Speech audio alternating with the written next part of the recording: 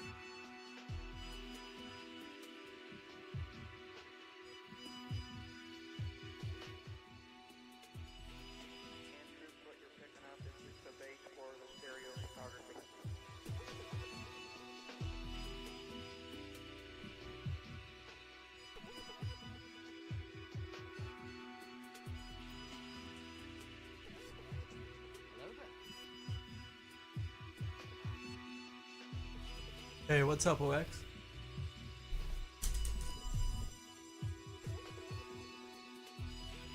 How you doing, man?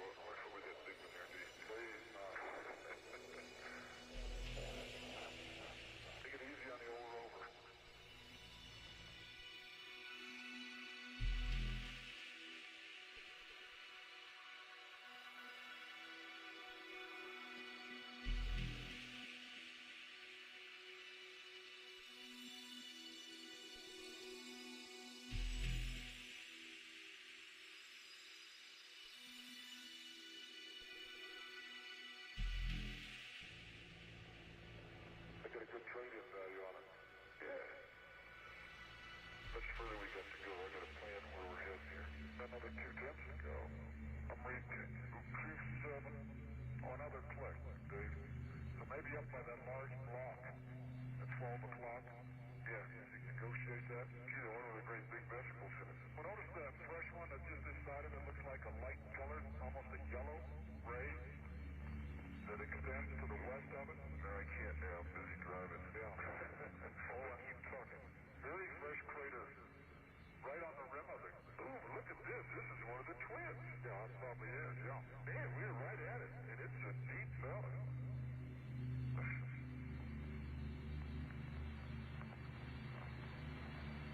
Testing out the paw, by the way. Not sure if it's not sure if it's spamming it. Look at that straight, that vesicular one there. Looks exactly like, guess what we just lost again? The front steering. Oh, I know what. There. Turn the switch on, it works a lot better. We're at 2.8, Dave, so, Hopefully it's not spamming it. yeah. Figure out if it is. I'll run it off. Up on the rim of the twin there. Run it on both YouTube and Place to take a pan. Either that or, Owen's Rock. quick test. 11 o'clock. Yeah, maybe. I know we're the twin there. Okay, we stopped, Joe. Okay, Davey, thank you. Pardon? Yeah. Okay, heading 310, 093, 0. Right now I'm making a few different variants of these barricades, and what we want is to make sure that both the ends here on the left and the right side will fit perfectly into each of the variants when they randomize from one side. All these little sandbags need to kind of fit in together into both versions. Nice and natural.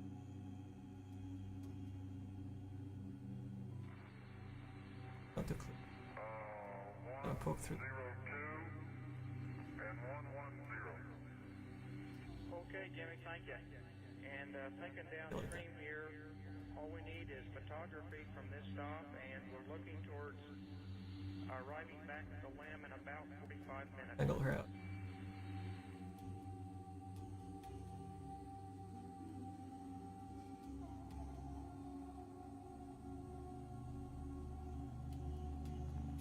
I know what you mean, man. I haven't had time to stream in the last 8 years, really. And I couldn't stream a lot of the stuff I was doing. To throw a stream every now and then. Then increase the amount of streams little by little. Okay. Back into the flow of things. There's no time to go to the Northern Complex, huh? You want TV, Joe? Yes, please. You got it.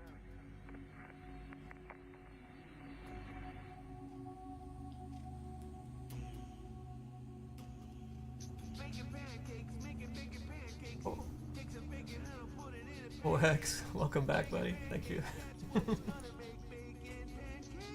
8 years in wait. Appreciate it, man. What's that song? Old times, man. Hey. Okay, with the rim of, yeah, let's say the rim. Did you get the crater? Did you get all over the place? I can take the 500 from up there, too. Had to relearn and how to set up all the new stuff with Streamlabs and the overlays and everything. It was all pretty much deprecated.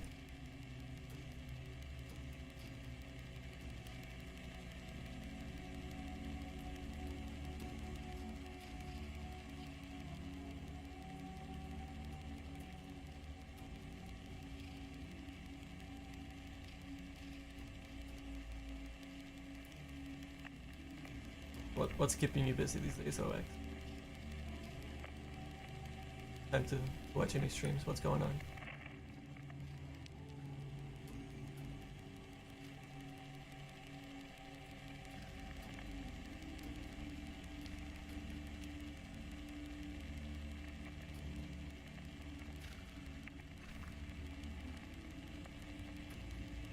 Okay, Joe, the crater is very uniform. It has debris on the order of a foot or so, almost throughout. No accumulation of talus at the bottom. It's got vines covering everything. Nothing What I do here, because our zombies actually can climb steps as long as they're not too angled, is bring out this lower sandbag, so we give them a little bit of a step so they can try and climb up in case somebody's trying to stand on these guys, try to cheese the zombies. Looks like I'll probably have to update all our placeholder barricades that I've placed so far.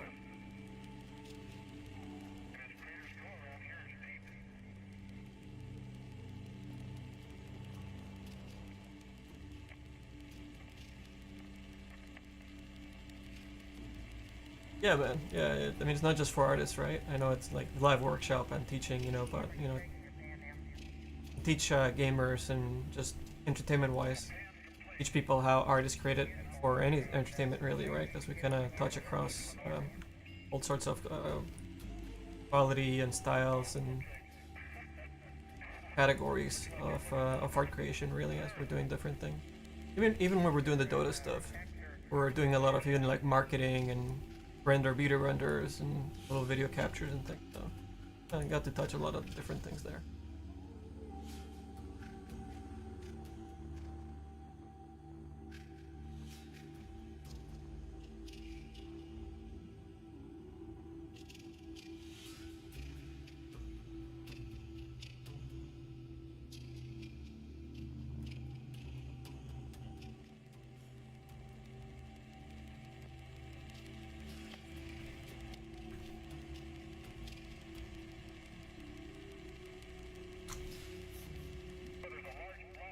I'm repivoting all the assets here as I'm moving them around. If you hold Alt, middle click in Unreal, UEFN, and put a placeholder pivot so you can, you know, start editing the pivot from that location rather than the middle or the default location. Probably the thing I use the most out of anything. I'm moving things up.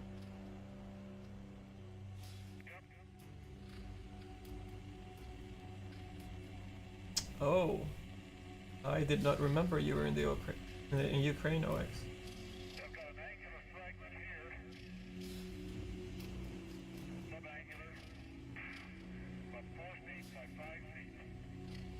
Oh, yeah. I mean, I can't even imagine, to be honest. But that's. I hope you're doing well and your family. You know, the turmoil that's been going on for a while there.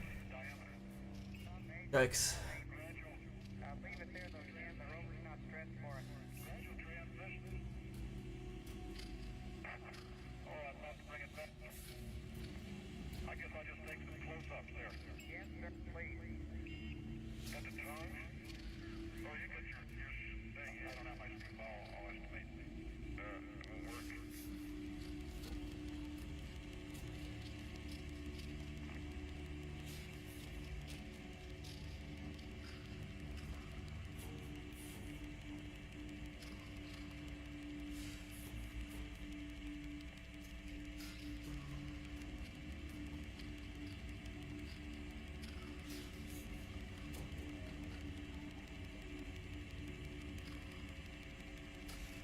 I'm being a little picky here. It'll bug me if I don't fix them on this side. Not that you're gonna see them that much anyways, but it bugged me. Really bugged me.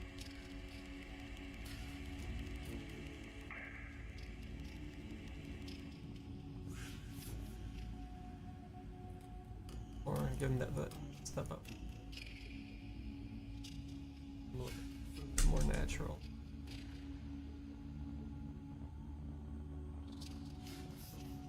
Any gaps, make it look like they're nice and weighty and sitting on top of each other.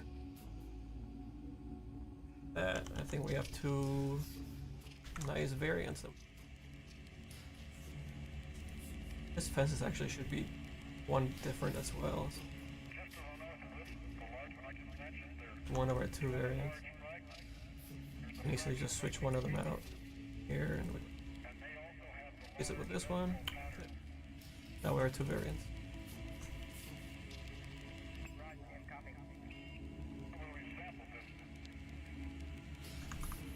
What's nice about these guys, they have this kind of translucent fake SSS, so kind of light gets absorbed by them.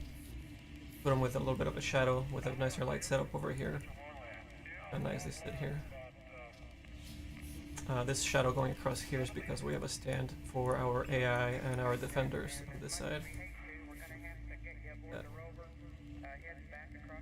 And if we have people on the other side or zombies and vice versa, we actually get their shadow pumping through. So I mean, you can imagine what a nice little scene we can put together once we put zombies on the other side attacking as a with our cap off. I think we have 90 cap minus whatever guard AI we use for the top of the mall initially. So we probably have maybe, I want to say 12 AI guards defending the mall, and the players coming down and are becoming scavengers. And we'll have the rest of the, what is that, 78 I guess, depending. Maybe if we go with more guards, but probably not, probably 12, so 78 zombies left over for us to have spawning at all times attacking the mall. Right?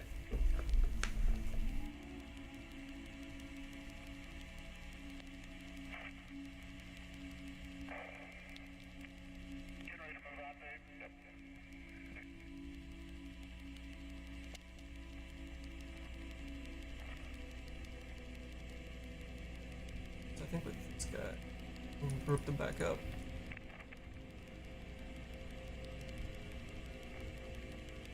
With their fin go. And since I edited this one a little bit, I have to double check, make sure that they still fit proper. Delete this old one.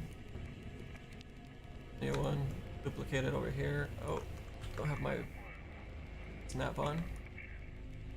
Here. Oh yeah, look at that. It's a little bit off here. Need a little more overlapping. And let's also check how they sit on top of the same asset. See, on top of the asset even overlays way too much.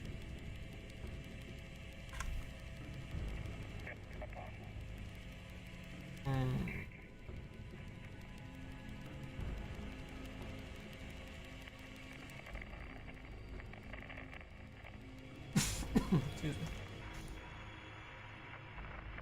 Okay, TV's coming up.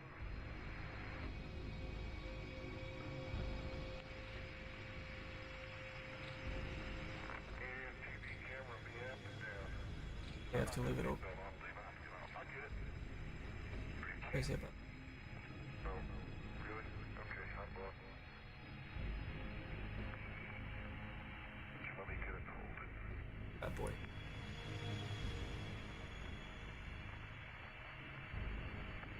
Variance. Multiple angles so you can tell that we're using only 2 sandbags for all of these.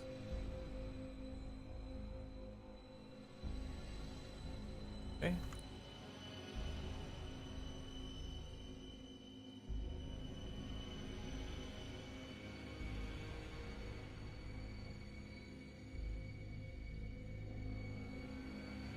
Welcome in, Waifu. Just getting started here. Doing some variants for the barricades. And these guys we actually turn into a custom device, so we'll be able to do 3 damage states. And in our second Fortnite experience map that we'll be putting out, these guys will be able to be repaired by the team that's holding them all. And it'll be a whole capture thing with extra objectives on top of that, but this is just part of it where you can actually repair repair the barricades, and the attackers can actually destroy them and have the 3 different states, and we'll do custom special effects with Niagara effects bouncing around as you hit them and all that fun stuff.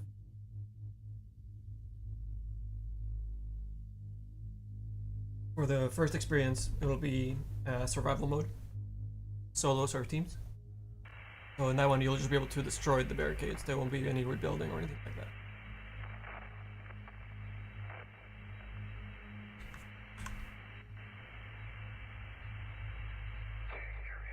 Right, now let's see. Get into each other. Same one gets duplicated. There's a little bit of a gap. Dave, we're standing by for a mark when you're rolling, and we'd like for you to press on back towards the drill site. We've got a procedure for you to separate 2 sections of the deep stem from the other 2 sections, and we're going to carry the 2 halves into the limb that way.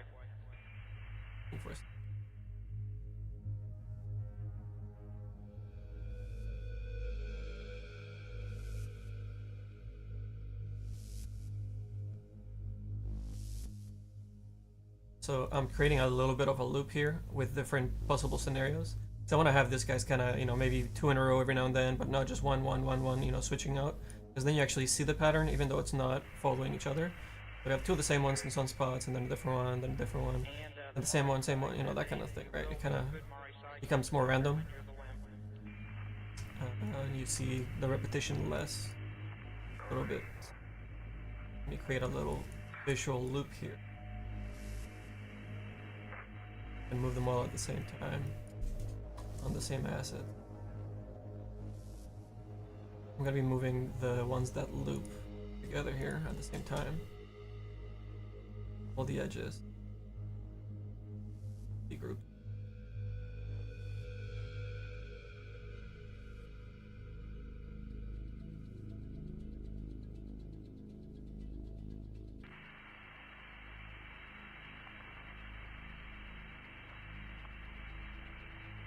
Are you buckling up for safety?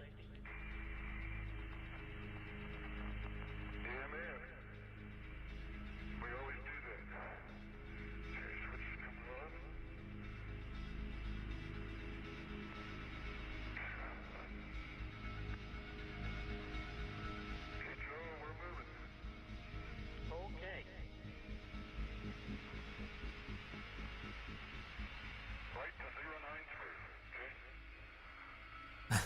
You know, the fact that I'm confusing myself looking at this might be a good sign that they are random enough.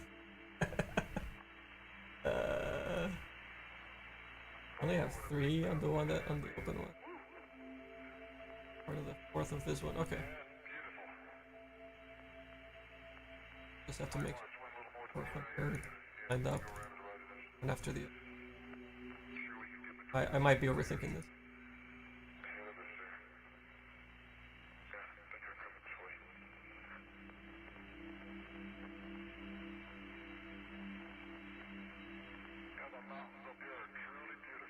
Problem is, I put one of these different backdrops. The one that's not coinciding with the front sandbag, so I'm kind of throwing myself off here. Yeah, exactly. Wait for. I think I'm trying too hard to.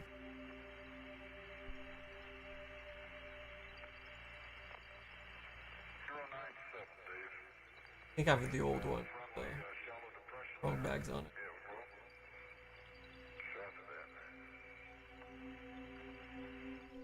3 and 2.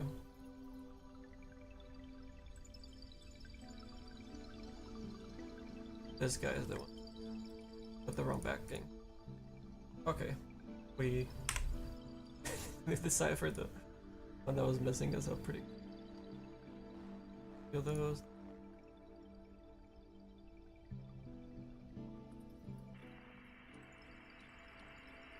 Oh.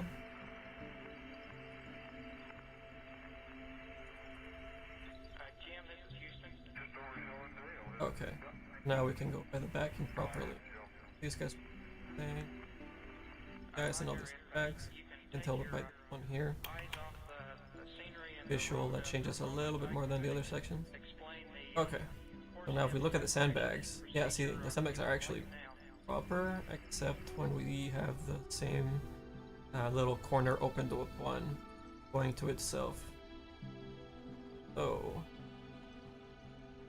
and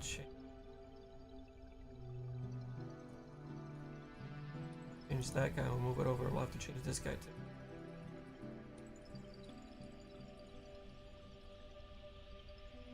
Our loop.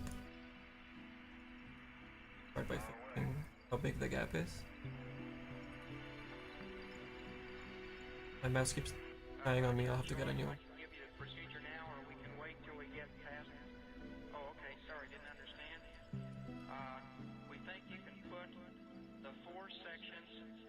The core stem in the vise.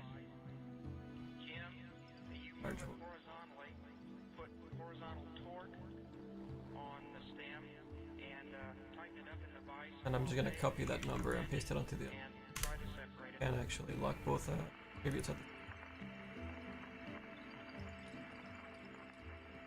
the same for this. Tighten them up. Paste that scale into the gap. See no gaps. I'm gonna ignore this middle one since those guys work now. Other, and I don't think I touched this left height guy.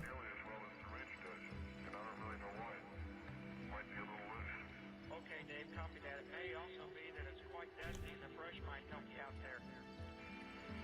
Say. Just in my.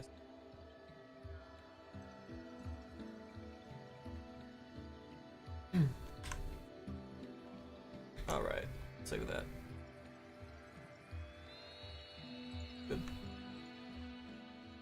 Oh man, I might need to get a new mouse.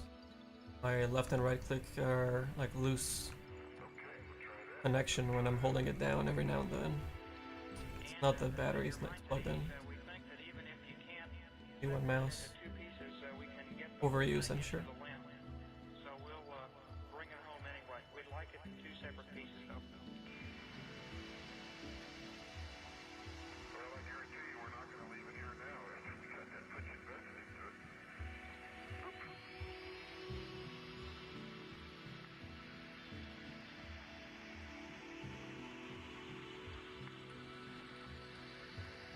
I also have this ones that did not have any tarps on them, but if I don't need them, well, actually, I'm already using them. I might be using them inside, but I am unloading things from the inside to the outside. Well, eventually, I started using a couple of data layers to remove sections from being loaded from everybody on the map, as long as there's no players in that section.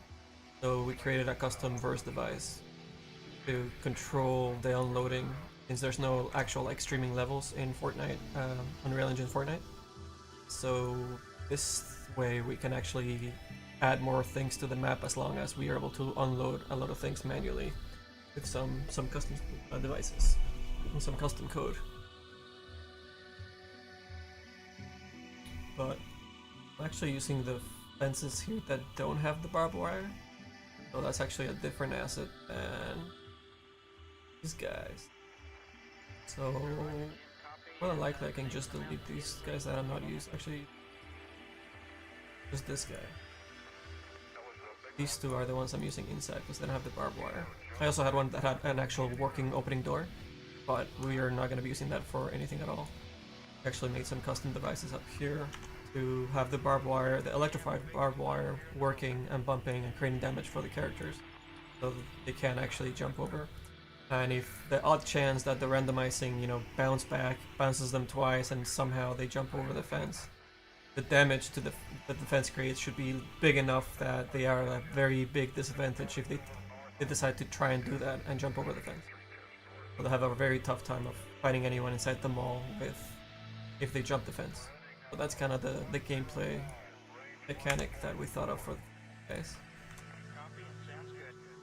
But what they really want to do is grab their pickaxe or whatever melee weapon they have equipped and start taking it to the barricades and bringing it down. We probably want to make them fairly strong, since we'll have multiple teams working, plus the zombie horde coming out from the cornfield and from the other sections of the map, attacking them all. And we're having them actually be attracted to the electrified fence and trying to bring it down, trying to get into them. We're building some custom breadcrumb systems for our zombies, and completely custom behaviors that are not part of Unreal. We also build them custom so that we can have custom models and custom animations. All those three systems are something really unique that I don't think people have done before in any other UEFN island. So that's great. Been working pretty hard to get that done. My partner Peter, working with me on this, has been freaking bashing his head into the wall pretty much, trying to learn verse and doing a fantastic job. So I'll be able to show you some of that stuff a little bit later. Some of the behavior, and then bring him on the stream and have him show you. Okay, let's move away from these barricades for.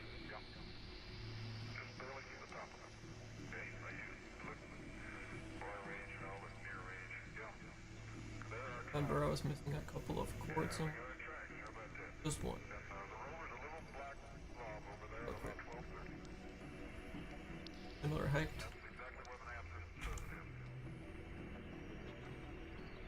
Here you see a bunch of white boxes everywhere because those I'm starting to create my custom volumes that I'm gonna merge together into one single asset, and then use that to load a lot of assets inside of them all.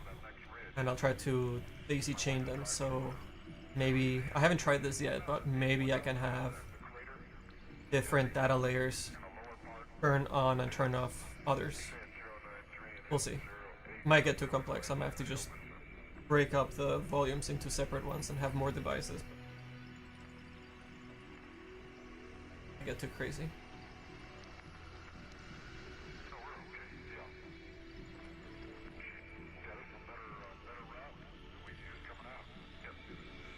Okay.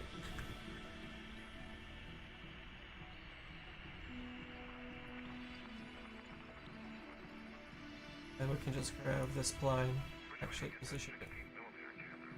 Or light, that's probably a little bit different than the other one. Right, different angle. A little more natural. Good. These guys are a little weird. The splines don't follow properly on their ends, as you can see. So I always have to kind of deform them in some really weird angles until I get the thing to land half proper somewhere. Look at this. Still floating. Maybe I can just push it through. It's weird. It's weird how this device kind of snaps around. Something wrong with it. But make it work. There, it looks kind of like it's going through and still attaching to it. I think, yeah, kinda. It's not great. It's not great. Not gonna lie, but there, yeah. As long as it goes through the front piece, I think we can get away with it.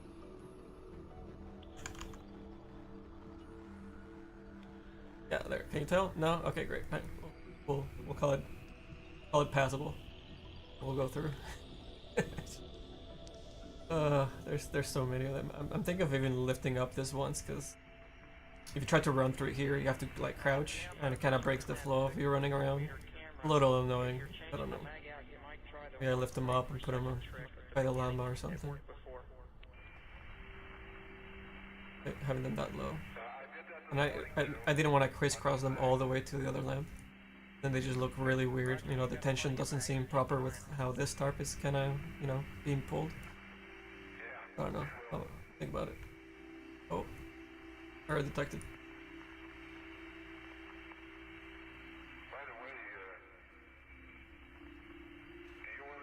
Start scaling things around and eventually mess up.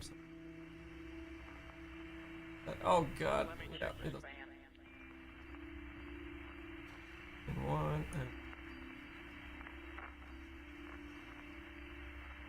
0, 9.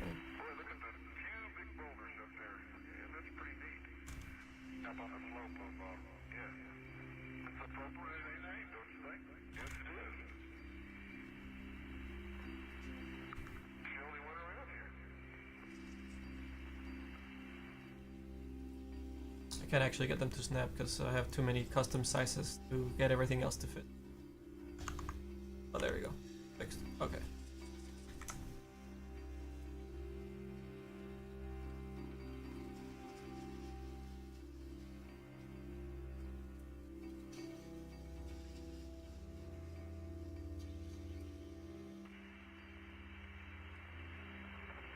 I was almost done with the setting up of the parking lot framework. I got all the way to the outside here, making the walkway. Just missing some grass. I have a couple of.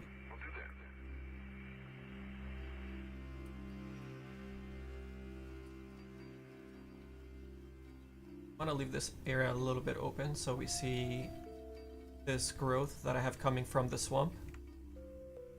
And if you're defending or coming up to the area, I mean, you're able to see where the attack zone is, obviously. You have the barricades and the lights and soldiers and everything, you know, guarding the area, and a bunch of zombies coming out of the swamp attacking this side of the mall as well. So I want to make a visual line to show where, you know, like the guiding, where you know, visually guiding the zombies into that area, and also the player to let them know that, you know, this area is, you know, is where they're kind of funneling in.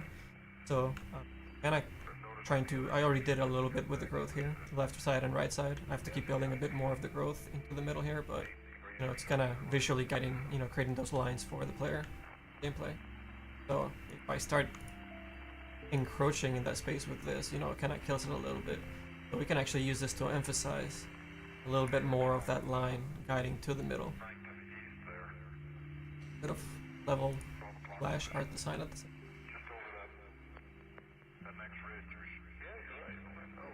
Different. The texture on top of these guys actually tiles. So if I stretch it, as much as I stretch it, the UVs are being tiled on it properly. So we don't have to worry about any distortion happening there. So that's great about some of the material set up here in UEFN for it. Alright, the last couple days I've been building a little bit of the inside of the mall. I didn't stream it, so don't worry. But I've been working on that, and I also came up with a new way of creating a lot of foliage that is actually nanite. So it becomes really, really cheap to render. So with that in mind, I was like, okay, great. I can now go crazy and start placing this growth everywhere in the swamp. I haven't really done it yet, just kind of started placing it in a few areas here. You see it over here by this log, and I started making a little bit of the edge of the swamp into the away from the water, and then crawling across here on the top a little bit, and then created some vines. So let me see, I had them over here. There. So I grabbed some of the logs. I'm actually just using 2 logs, and this is really something that you really need to do with a very low amount of memory that you are allowed to use per island for your Fortnite experiences. So I have only 2 vines that I'm scaling and rotating and moving all over the place. Obviously there's some of them just floating here that I haven't placed properly yet, but I was really more worried about creating a really nice little shadows and fog effects as you come out. So this area looks fantastic. I have some zombies that spawn here and create an awesome silhouette. Some nice little trailers.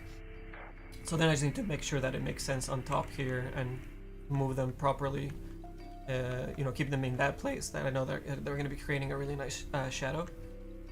So then I can just kind of rotate them and then create other ones that are holding those guys up, and maybe some of these fence work that kind of blew over and got pushed over by the vine work. So I need to add more vines here to make it all feel a little more natural, and it all makes sense why the fences got pushed all the way over there. And then at the same time, those big vines will start fairly thick here on the edges and kind of thin out, and then into this really nice super flat ones that I took the collision off, so that it doesn't look like the characters are really going through them. But at the same time, I don't want those vines to block the navigation system for our zombies and for players to get annoyed by getting stuck by them on their feet.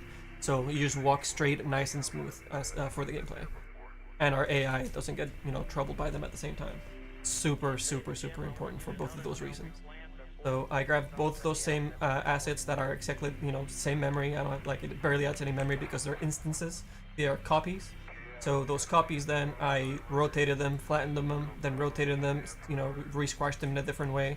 So I created a whole bunch of different versions of different looking vines out of those same huge vines from the back there, and then putting them together to create nice little loops. So there's one there, there's another one here, and then just little ones that I can scatter across the edges of our plants here. And then I started squashing and distorting the same leaves to make it look like they are. What the? Oh yeah, I moved the stuff out of the way. I was like, what? It's another store that I have to place inside of the mall somewhere, so I was putting together some assets for it.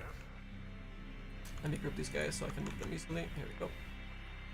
So here you can see a little bit of overgrowth that I started building over this RV.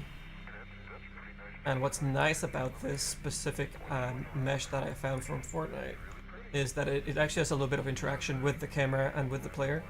So if you go into a deeper section of it, it actually like spits out a little bit of leaves, and for the camera, it actually starts eating away the close range stuff, so that you can get completely blinded if you're into the depth of the plants, essentially. So it works really nice. You don't want to squash them too much, because then actually they start looking really, really bad. So there's definitely a balance to keep in mind when squashing things around that are interactive or deal with camera stuff. Gotta find a nice little middle ground, and I did. And then I add a little bit of a light here that creates a little bit of movement, a little bit of, you know, bringing the level to life by having some more movement. You don't want to have your entire level be really static. So you can see I also have a whole bunch of debris happening all the way around the map to add to the apocalyptic feel. And even as you drop in from the map, you see this kind of weird wind or zones or effects that I found as well that I felt to fit in really well with our zombie apocalyptic sci-fi feel.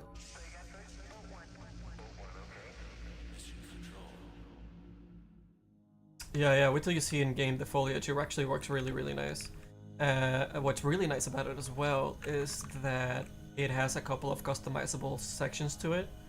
So let me show you here. If we select our foliage, we have a couple of colors that we can play around with. So I was able to match them closer to our desaturated green. And since we have a lot of browns and desaturations, things happening throughout the mall, whether it's daytime or nighttime. And here I can show you guys, we actually have a day cycle. So here's just jumping here to noon. You can see the daylight. But I still keep a lot of the greens, yellows, and browns throughout. So I wanted to make sure that our swamp and our foliage, all the greens, are kind of fitting in that same motif. So you know, you don't get these nice, super happy, vibrant greens, you know, in other places. Even the palm trees have a little bit of that yellow. I would like to desaturate the greens on them though, but that's something that I'll probably have to do. Export out the palm tree, rip it up, and then mess around with the texture myself, because they have that customizable the palm tree. Yeah, see, just the texture, and all the materials and textures are actually not able. They're read only, so you can't actually modify them because it would mess up all the other assets that you know the way that it's set up for UEFN. So I have to do something custom to bring those guys back down. But for the most part, you know, we have really nice colors, you know, bringing down this dead world, even though we're using, you know, some live foliage.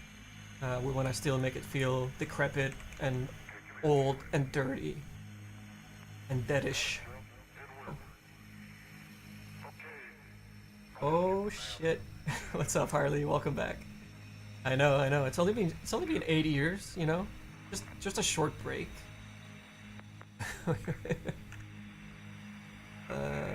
Okay, so I have a poll going. I know, we're gonna build up our crew here slowly over time, but if you guys want me to work in a specific area, feel free to test out the polling that I set up.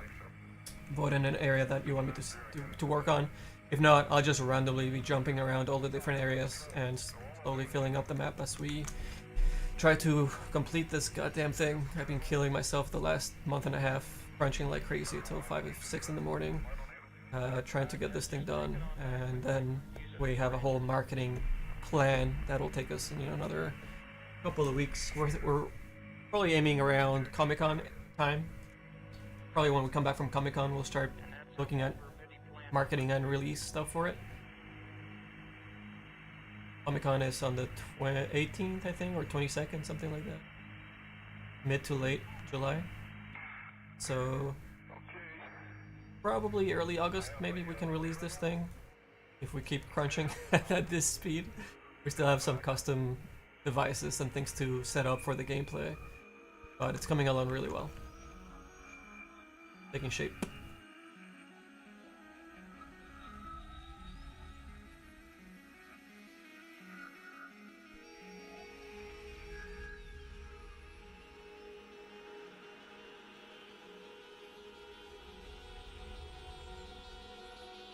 Might even try. Oh yeah, see, here's another example of some textures I need to kind of. I used this foliage here first, and it's just an ass. It's not really even foliage. I mean, this stuff's not even foliage either. I'm just calling it foliage because, you know. But if you use Unreal Editor, there's an actual foliage system that you use. So I don't get confused by that, because I'm not using any system for the foliage. I'm actually just placing these assets because they need to be really specifically placed for them to work properly. But just FYI, I'm gonna be calling this stuff foliage, but not using the foliage system in Unreal. So this particular foliage here is the ones that I was using first.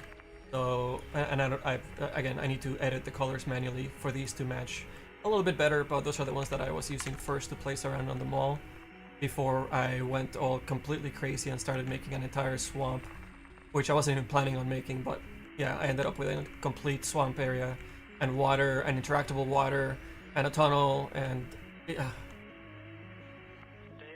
you know, kind of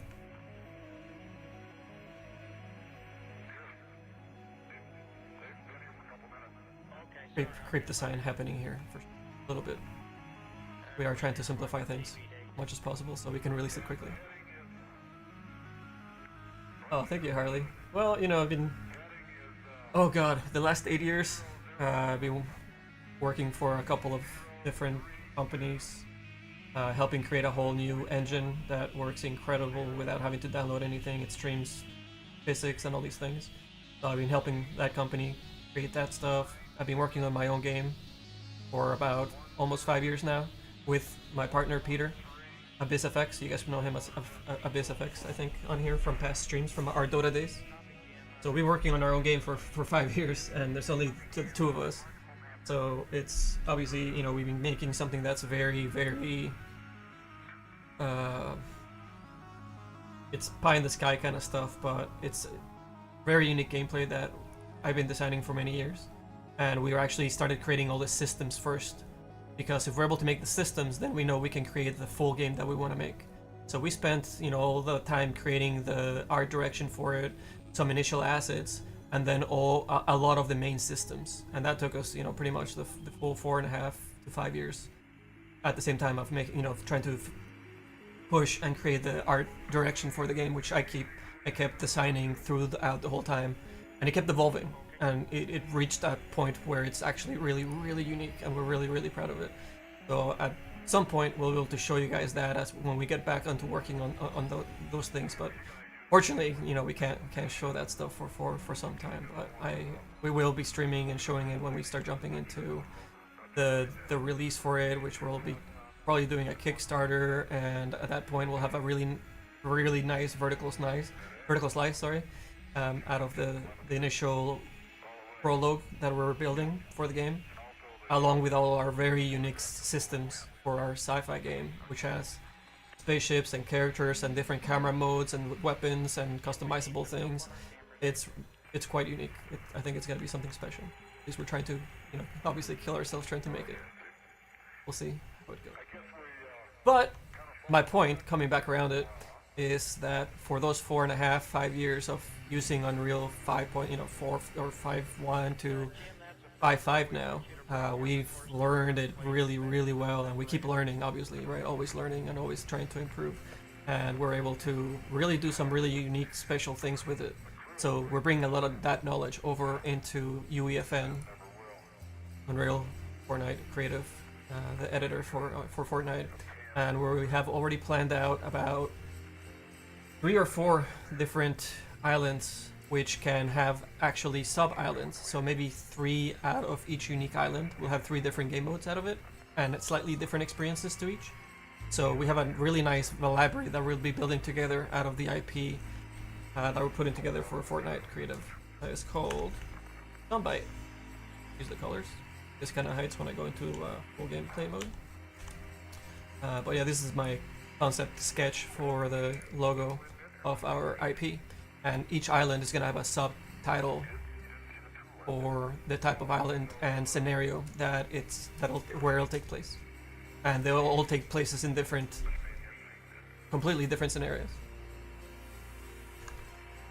All right, so I don't even know how we started talking about this, but you guys got a full lowdown there.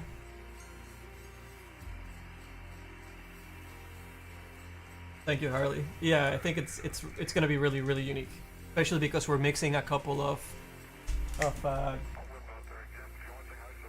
gameplay styles together, and then within those gameplay styles, we're adding some custom stuff that hasn't been done in any games that are out there before. So we're really excited about all the unique stuff that we built, and really happy that we actually started building the systems first, because we already have those things working. So now it's just building the subsystems and starting to do more of the art and the prologue level and some of the environment art, more of characters. We have a few characters kind of in there, but we still need to do all the custom animations. We have placeholder animations, all the entire scenario, right? So we're kind of wearing every hat in the world to create this game with 2 people. We actually have an artist that is helping us out with our experiences here for Fortnite. So he's also going to be jumping on Helios when we get back onto it. And he'll be with us for Fortnite as well. I guess 3 people now. It's fantastic. And once we have the vertical slice, we start talking to potential investors. We'll have something that's very, very complete, which gives us a really advantageous place to talk to them, rather than have a pipe dream and concept or this. We actually have like a running vertical slice, which is ideal to approach somebody that should be an investor that the investor we want to find is somebody that will be very knowledgeable. So it's got to be a strategic investor, what they call it. So it's not just money, it's something that they're into, something they understand, something that they've been involved with before, at least in some sort of sense in the games industry and sci-fi games. And that gives us, I guess, the best advantage that we'll be looking into in the future. And at that point, we'll be able to, start hiring full teams, outsourcing. I've already spoken to multiple outsourced studios I had an executive producer friend of mine that will be jumping in with us as well, so that's something we'll continue to build out. But we have these experiences for Fortnite that we are going to be focusing in for some time first. Great. Very, very different games and development all across the board. Alright, let's see, where were we here? Alright, I moved this guys out of the way because I was making some a secret custom exit way. Yeah, I was breaking up some of the roof, some of the tiles, and showing some of the growth actually breaking through here. And then started doing some lighting. Now what I need to do here is bring over some custom blocking volumes. I don't want players getting stuck in this not so secret area, I guess. For new players, it'll be secret. You guys watching this stream get to see all the secret. Okay, so what I did here is this is a cube I scaled into this sheet and then just made it invisible. And I mess around with this collision property so that only player collision capsules. So every player and every enemy has a capsule that creates the collision so they don't go through walls and everything, right? So that capsule is the only thing that this thing interacts with. So you're still able to shoot your weapons past these barriers. So that's what, and I color coded it myself, so I have these nice purple ones. So these are just to block players, and then I made red ones so that blocks everything. So I use that for walls, pipes, floor, ceilings, etc. Crates, you know, if I have stuff disappearing by doing a clever trick of loading and unloading things where there's no players, then I need to recreate the collision for the main things that players and AI would interact with, and items. So that's why I'm recreating the collision on top of the collision that all the other assets already have. So it's a lot of work, but in the end it allows us to make a really dense level that you don't get to see in most other islands from Fortnite. So we're definitely working a lot harder in terms of building things, but hopefully it gives us a leg up in the end.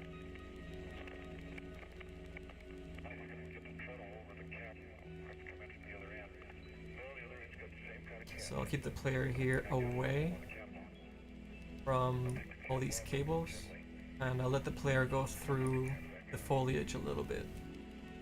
But I do want to guide them. So they just have to hit forward pretty much and not have to worry about getting stuck in like a tiny little bit of this prefab that might, you know, be clipping out and impeding forward momentum for that player. It's super annoying for players when you get caught on any little bit on any games. Way through it. Whoop. But this guy's, I want to actually move along its own axis, so it keeps it. Oh my god, why are you not doing it? They recently changed the transform axes in Unreal UEFN, I should say, to forward, up, side, or whatever they call it, I forget. But see, it's not actually following its axis when I first move it, until I move it the second time for some reason. And now it should follow it. Yeah, see, now it's following it properly. But if I move it initially, it defaults back to world coordinates instead of local coordinates. As you can see here, they call it, they switch it from the regular, you know, because it's just easier for, you know, the newbies, I guess, or the audience that they're trying to get into UEFN creative, into using this forward, left, up instead of the usual, you know, XYZ world stuff. So I get a little easier for people to understand that are initially getting into world creation or level design, etc. But yeah, just still buggy a little bit here and there, but something to keep in mind. So what we're planning to do for the Kickstarter, Harley, is first of all to show that we have the game working and we have a vertical slice that shows, you know, a great amount of gameplay and new systems that we built for the game, and at the same time the incredible art style that we came up with for many years. So all those things together, packaging them into a Kickstarter, I think gives us a huge advantage over just having the usual games that are like, here's our concept art, and here's some of the characters we might make, and here's some of the gameplay that we might make. Like, we're not might make that. We have it running in engine right here in this video that you're watching. So we have that as the Kickstarter. I think that gives us an incredible starting point that you usually don't see on Kickstarter for high-end AAA video games. Even though we're an indie studio, obviously creating it, we can still create, that, depends on what you call AAA, I guess. Doesn't necessarily, in my eyes, have to be a massive studio with 200 people working on a title, but I think quality-wise, we are for sure in that space. So I think that gives us an incredible starting point for people to be like, holy crap, these guys are not asking for money so they can hire a whole bunch of people and then maybe eventually make it and then fulfill all the promises at the same time. These guys have it working right now. So the money that you would put in for the game to purchase a copy of the game and then all the pluses that would come up with, this is for you to actually, create the rest of the game with all the systems that are already working. Massive up.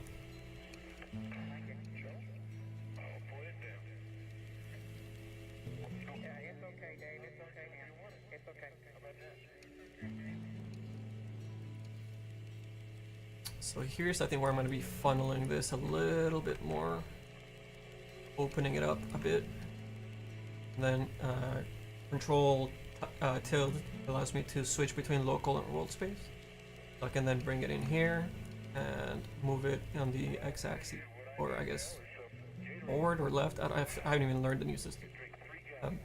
Been using UE5 for so long that it's just default in my head. Okay, and then probably don't need to build it up too much, but I'll just do it just in case. More people jumping over it. Do a little bit less on each one here. Because otherwise it's gonna go through the roof. I want people getting caught on it on the roof side. Okay, and it doesn't have to be perfectly flush to the ground, as long as the player doesn't fit through it and can't get stuck on it. That's completely fine, right? Same here for the bottom. We don't want it to go through the bottom where, people might jump and get stuck on it. It's a lot of little things to keep in mind as you're building these things. And being careful, not just throwing things around.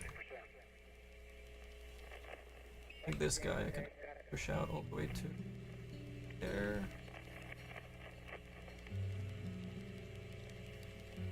Did I miss this side? Okay, no, we're still good. I just don't want anyone to catch on those things. I hate that when it happens in games. I don't do it. Okay. And I think even this guy can get away with, make sure you're in local so it spins in the same axis, it's not breaking away from the connection on the other guy there. I'm gonna turn this guy this way a little bit, so a little bit air up. I mean, being a little too nitpicky there. The reason I'm actually doing this here is so I can make a little lip on this side over here. I'm gonna mess back and then use it.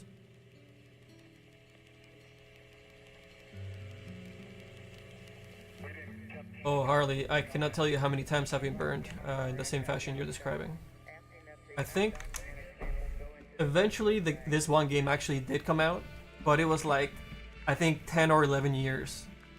It was this side-scrolling pixel game, and I can't remember the name of it for the life of me right now, but you actually played the alien that got captured, and you're like in the lab, and you're escaping, so it's all kind of like a Metroid-ish kind of game.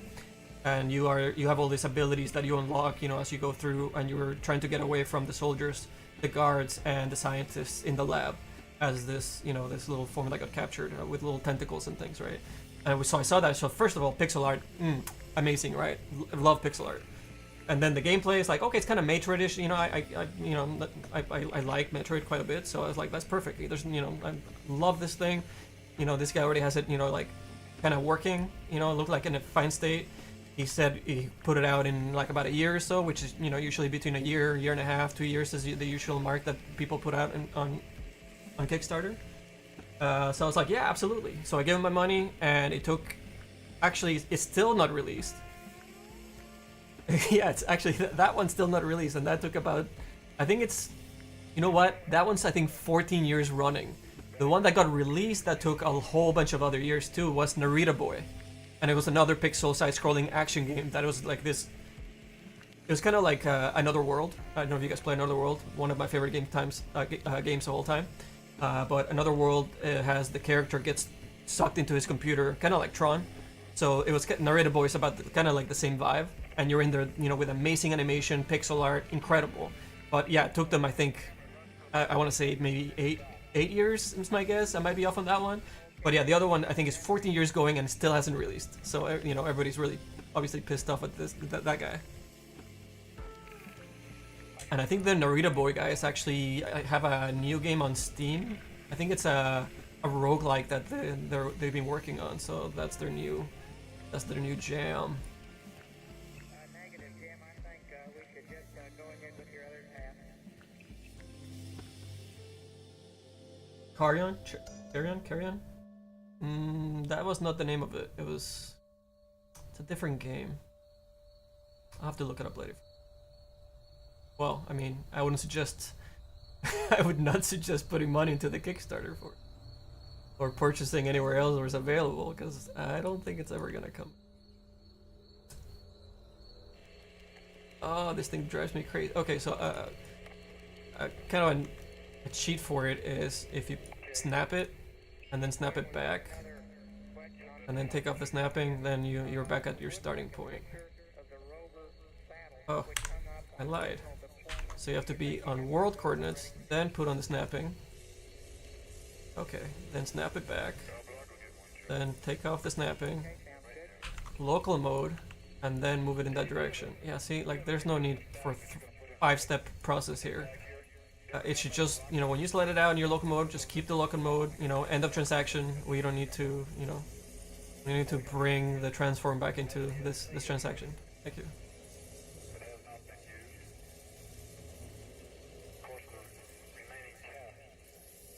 Probably make another block volume here. I don't want players jumping and trying to crawl or mantle, because there's mantling in Fortnite. I don't want them mantling across stuff here. Okay, and here I think I have some freedom finally. You're just moving this guy about because I'm just blocking them from the front at this point. No player will be able to get into this area. We should be okay.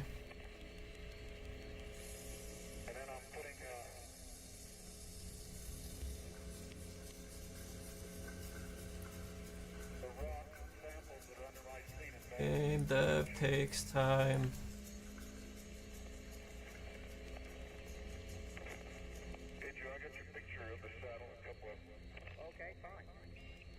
Especially if you're picky and you want to make sure that it's right for your players, for your base. It's gonna be good. Alright, so then when we're going game, you don't see those guys, but they will block your way, so that's fantastic. So that little section there that you saw me build for that, I have to build for anywhere where players or UI has to run anywhere in the mall. So yeah, I will be bugging Peter, and you know, he's in Bulgaria, so when he's sleeping, I will have him work on boxing some of the level, and when I wake up, I'll be creating the collision boxes for myself, so we'll be working on enough frog leaping each other once we get to that area. I just wanted here just to show you this a little bit. I'm not going to be building all the collision right now. I'm still actually building the actual level. So yeah, still quite a bit to go.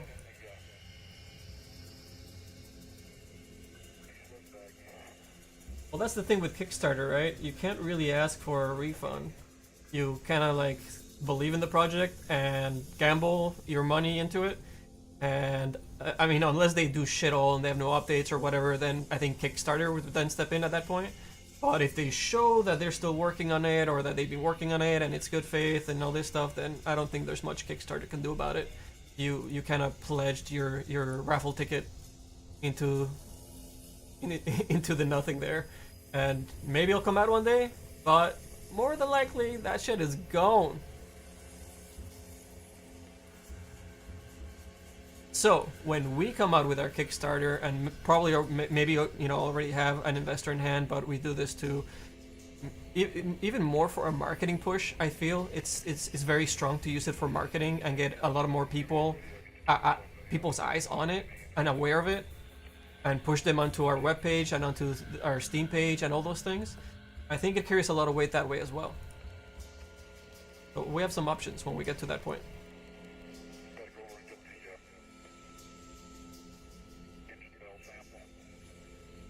Do you want to get that? That's, I don't know. Ignore the flickering of some things because I haven't built the top and it's got some assets that I'm just kind of holding in place. Right here, I'll grab this empty lamp because I don't want to have light. Oh, I already have one over there actually. Oops. Don't need this one. Yeah, see, I already placed one over here. I'll put some wires or something, maybe some glass that shows that the light is broken past this section. Oh, these guys are a little bit offshoot. Lined up with the other ones. That one's gonna be on, so that. And you have to be careful with how many lights you throw in these levels. And a very important setting too is making sure that you try to minimize how many of your lights are actually pushing out shadows, because they become really expensive. You have multiple ones hitting everything and everything creating shadows. And comes a whole other art form trying to do the lighting and the balancing of the lighting.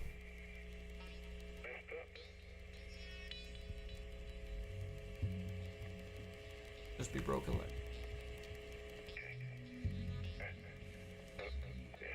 Put them as placeholders for now, and I'll put little wires and broken stuff on them later.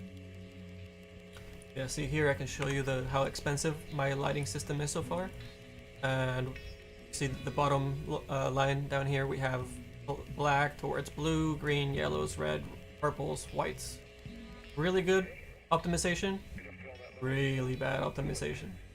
So in really important, nice little areas, entrances, centerpieces for your level, it's okay to be into the purple a little bit, tiny bit of a white if it's really important.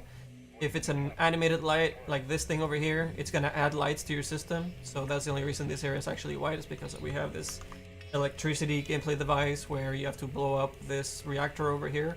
So it forces the attacking players to control a little bit of this area, have teammates having suppressive fire so that one of their teammates can go up the staircase and put some damage onto the power source and destroy the electricity to the fence, and then be able to then right click it and break it up.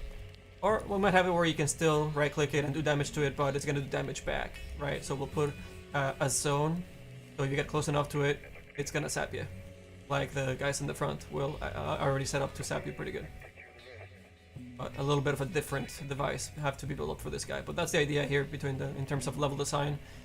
That's where you have to kind of, if you're coming in from the bottom of the mall, that's really the only way to attack that. I made sure that you can't really climb on stuff and try and shoot it, any of those things, right? There's crates in the way from different angles.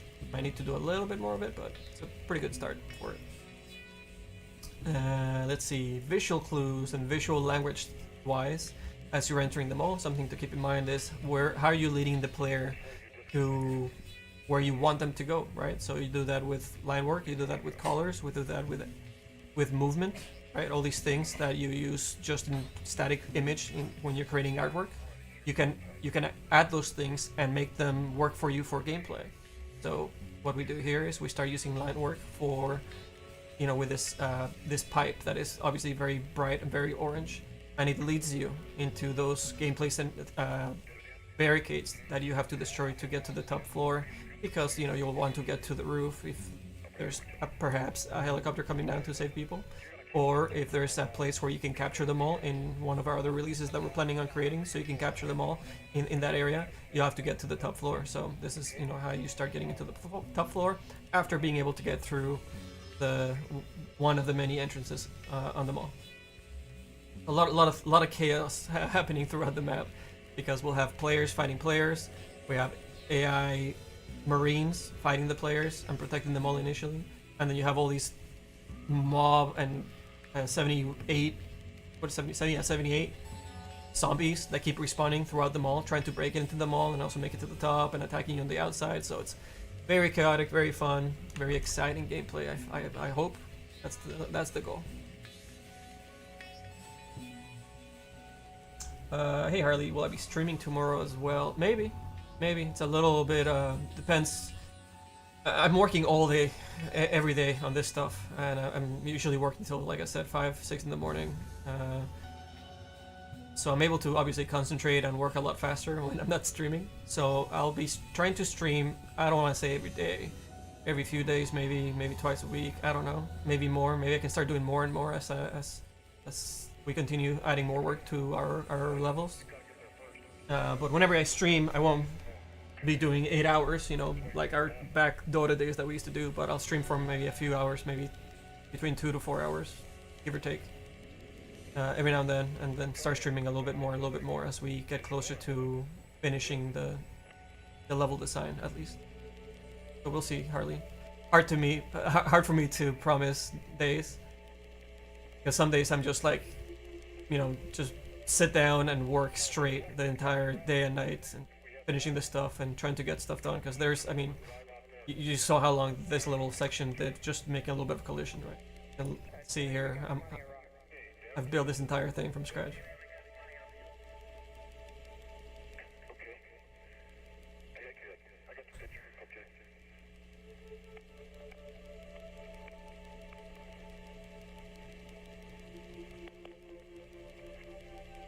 Alright, so this area, I think last night I was adding a little bit of lighting here. As you walked in through this area, it was quite dark, which is nice, because all the other areas are very well lit up. And I like that you get this window and light from the garage as you walk in. It looks really nice and desolate. So I kind of started adding some walls here to the right side, blocking the chasm that opened up on this area of the mall.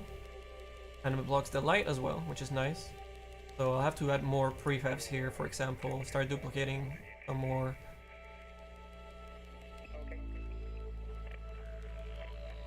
Some of these assets that I already put together. I think this is 4 assets, for example. This one here that creates a nice little cube. So start angling them about, you know, make them look like they got moved around, damaged, rifled through. Keep in mind to create a nice flow for not only visually to guide you, but also to block the lighting that will then guide you, or the silhouettes that will do that. All those things at the same time, right? And if you start placing items in front of fog and light sources, that's when you start getting some really nice silhouettes. So let me show you here, for example. I'm not gonna leave this here, but I'm just gonna make a wall with a little bit of gaps. So as you're far away from those things, in front of the light source, I'm a little too close to this light, so they're getting lit up. See there, you get a nice silhouette. And if there was to be a character or zombies walking behind those things, you would very easily see that even out of the peripheral of your eye. That movement, right, creates that really good contrast. So those kind of areas, you know, kind of get emphasized by just moving things in the right place. See, this is too much. There's not enough room there for people to move around, especially Fortnite. You want to have really roomy hallways. And over here, because I started doing some of that foliage on the outside, I might have to come through the wall a little bit, but not all the way. I don't want, because this is squashed quite a bit, and it creates a really nasty camera disappearing distance to the foliage because it's squashed. It's not nice. So I'm gonna put probably another wall there. It also gives the wall some girth. Right now, there's fairly skinny, right? Now we're snapping back on.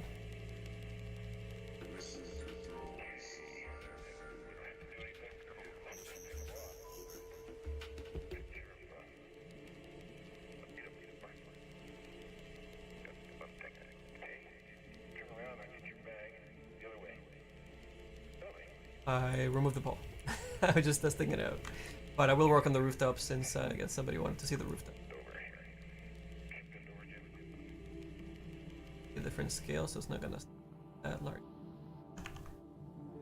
Change our view mode here so I can see my wireframe on top. Walls are closed. Yeah, see, these pieces are from some plant base on the outside. Show that.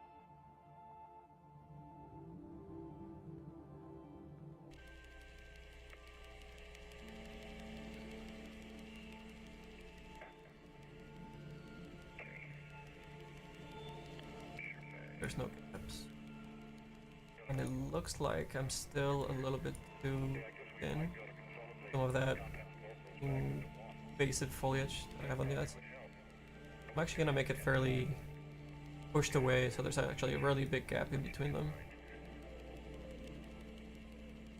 I'll probably use a cheaper wall. I mean, it doesn't matter, it's an instance at this point. It's not gonna make a difference that I have this extra little column as part of the mesh already being used so close by that it's gonna render both of them regardless. Not gonna call it out.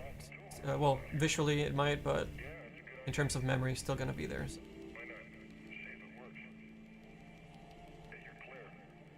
I'm gonna push this guy over here, and I'll have a nice little column or something built into the edge here, because having it come out or thicker is gonna look weird.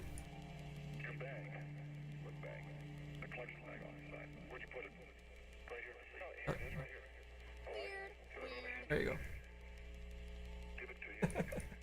Okay, let's close this head up.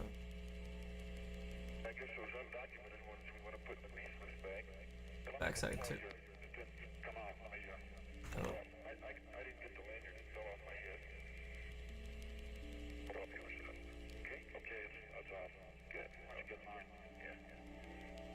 What's wrong with this angle? I think I moved it without my snapping rotation first. Now we got it.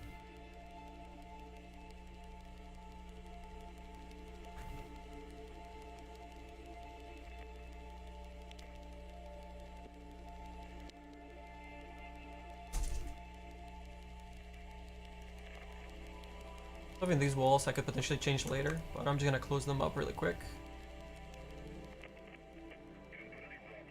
Yeah, they actually go all the way.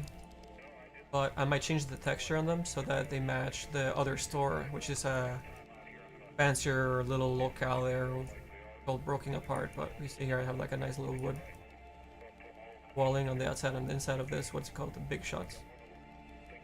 Working the sign over here, did some custom lighting for it, so you get it bouncing off the reflective woodwork. And I changed the channel of it so it doesn't hit, you know, everything running past it, so it stays nice and cheap. There's already too many lights happening right above it with our custom light work for that entrance, so I didn't want to add yet another light to all those things. So this light is just hitting a couple things here on the right side. So that's how you start optimizing your lighting. You can see without the textures. And you can see here, this guy, it's only affecting some of these assets. It's not. Why isn't it? Oh, there it is. Okay. So I actually had it set to 0, should be set on 2. And this guy's, double click them, I can go to the settings for it and have it be hit by that, only that 2. There you go. Yeah, I must have edited somewhere something while I was messing around with trying to make this cheaper up here that I messed up my channels for down here. That's okay. Put them here really quickly for them. Okay, I don't think that light probably needs to hit, maybe. No, there's another thing hitting, yeah, I don't think the blue will make a difference if it hits this or not. Yeah, see, it's barely hitting it there. Not worth it to hit it. Skip it. There, that's it. So now, I can show you that proper.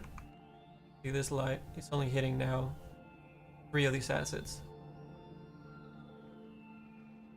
Yep, way cheaper. It's not having to calculate all these other ones up here. Keep those guys more into the oranges and greens. Fantastic. And we're gonna copy this texture from this guy. Just look.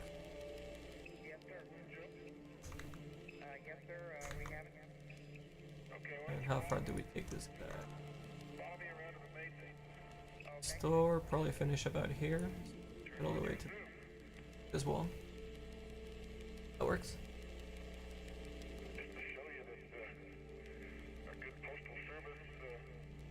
Ooh, are you getting bad the frame rate right there, Harley?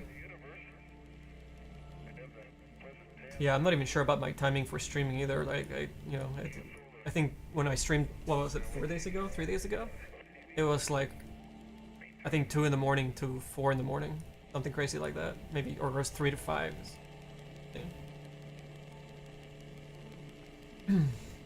Okay, this guy doesn't seem to be lining up, but what we can do here is look at the axes. The red one, we're gonna move it just a tad into inside by like 0.05.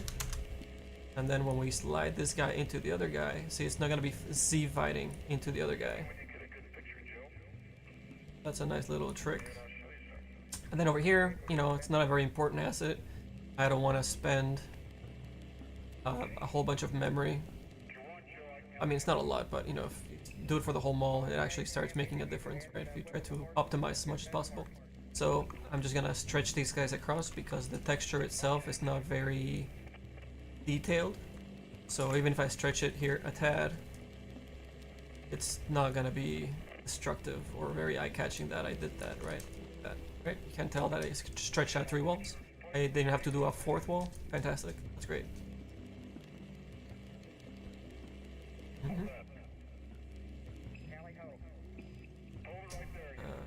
So this is supposed to be a little coffee shop. It's probably gonna need like some tellers or something.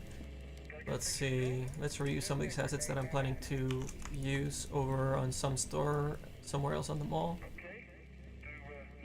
One of these guys be necessary. This guy's just a version of this same guy.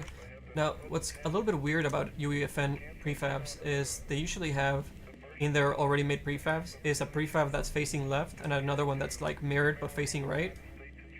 But it's 2 different prefabs, which I think it's actually 2 unique assets that are being loaded into memory. Maybe? Sometimes? Let me see where this one actually lies. Oh, I can't even tell. Okay, so this is not in their actual folders. This is part of a gallery already. So this one actually looks like it's the same asset, I think. And it has a -1 on its z-axis. So they are actually just mirroring it, which is what I usually do everywhere on my maps. So that's great. And this guy's, I don't know, the layout really matters too much in terms of making it make sense because it's all being broken and destroyed and there's boxes everywhere. So these tellers I can really just place more in a sense of more oriented towards gameplay, make sure that they work for gameplay more than making sense out of it because they probably just got pushed around by the people holding them all or who knows, right? So let's see. Another thing to keep in mind when I start creating all the different quadrants inside of the map that I want to unload if there's no players in those sections. So let's say for example you're in the theater fighting or scouring, you know, looking for loot, right? Or fighting some zombies on the outside, whatever it is, right? I don't want to have even though I'm inside of the mall technically, I don't want to load all these assets if there's no other players in there. If other players that are in the map, you know, happen to go into that zone, you know, and that zone is probably gonna be pushed out all the way from like here to like all the way out over here, so that you don't see it load, right? So the walls obviously will always be loaded if they're close enough, like that distance. But once you cross this invisible, like see this is a zone, this is a volume actually. So this volume will actually be a lot larger, probably all the way to like here, so that no matter what angle you're looking at things, you don't see it load in is the trick, right? So you have to start making this kind of L hallways everywhere and make them far enough and wide enough so that it doesn't feel like that's what you're doing. You're trying to hide the loading of the other asset. So it becomes really difficult to, you know, make it look good, first of all.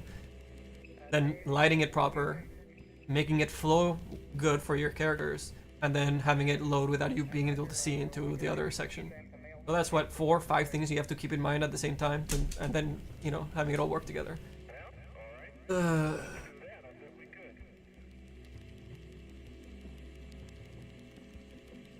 It's kind of crazy.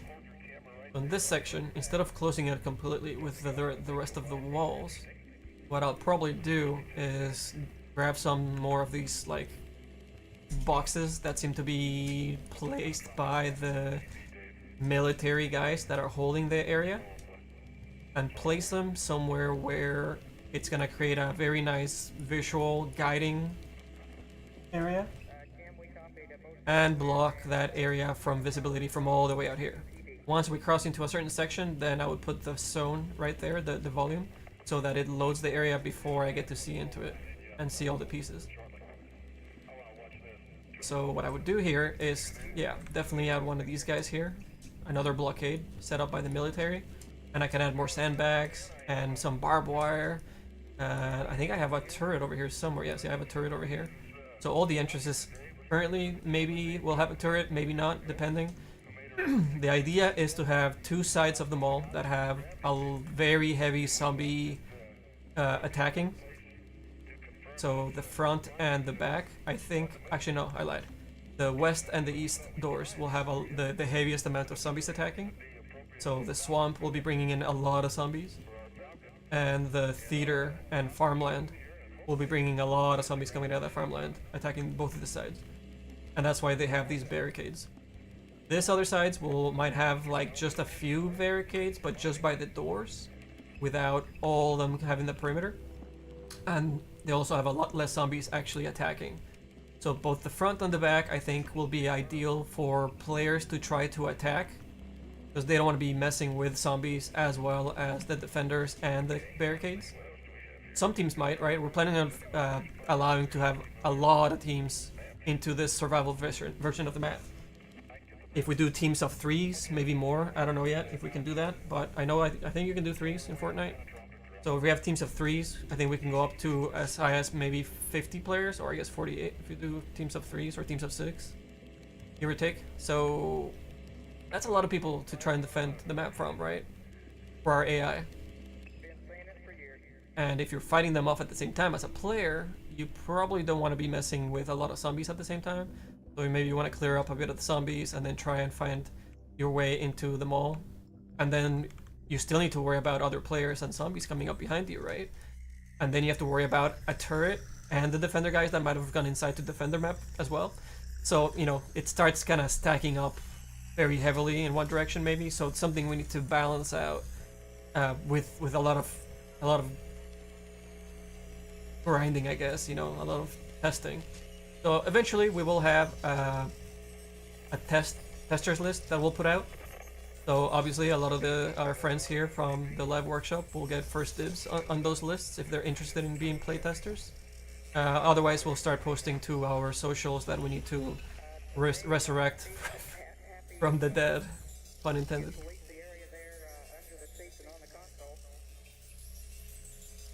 Have a good night, Waifu. Thank you for dropping in, man.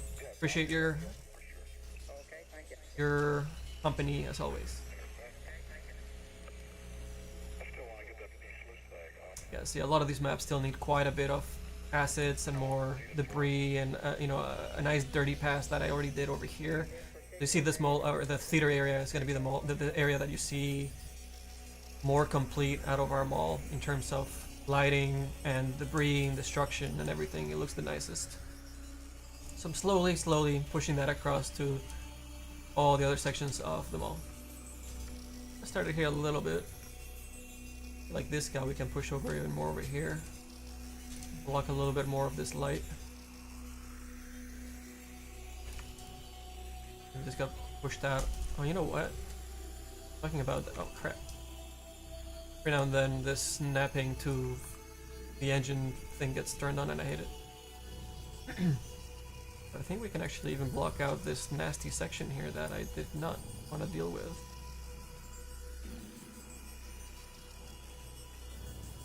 Then let me grab, let's see. I believe I have a column and reuse.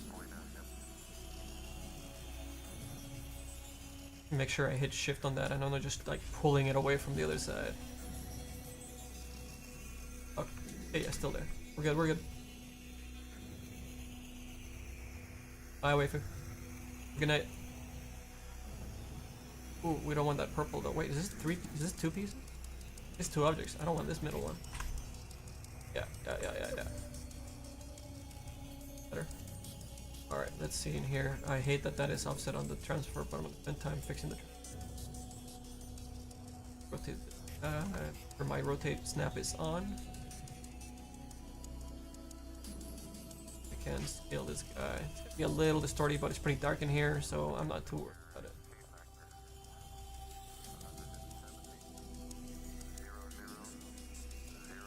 use this a little bit.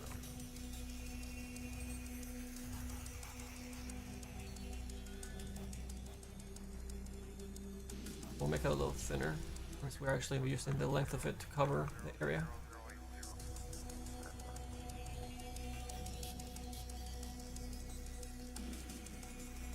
And that snap off. Perfect for it. Really handy.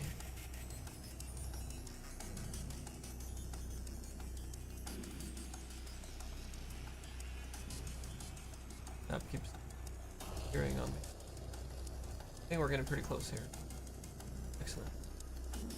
That's nice. Now this guy, we don't want to block the entrance too bad. The door's actually gonna swing open. I might put more foliage or some debris, or even move that foliage out of the way. It's a little too intrusive there on the doorway.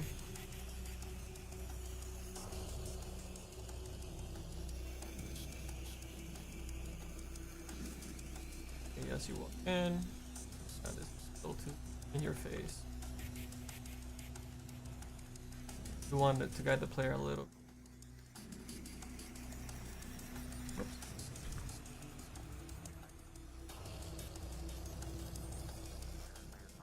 We can even do another one. A different kind. Well, this one's using 4 different. Might be a little wrong, but turn it the other way.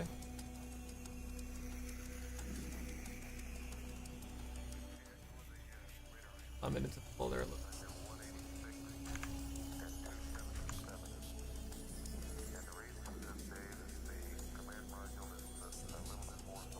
More dramatic lighting on it. Something back there. What is this? Delete. Remnants. See if you're fighting in this area here. Feels a little too tight for Fortnite. Especially with that piece right behind us too. I don't want this light hitting that as well. We'll make a little cubby. And then something else over here. Move forward. Get a little bit of cover.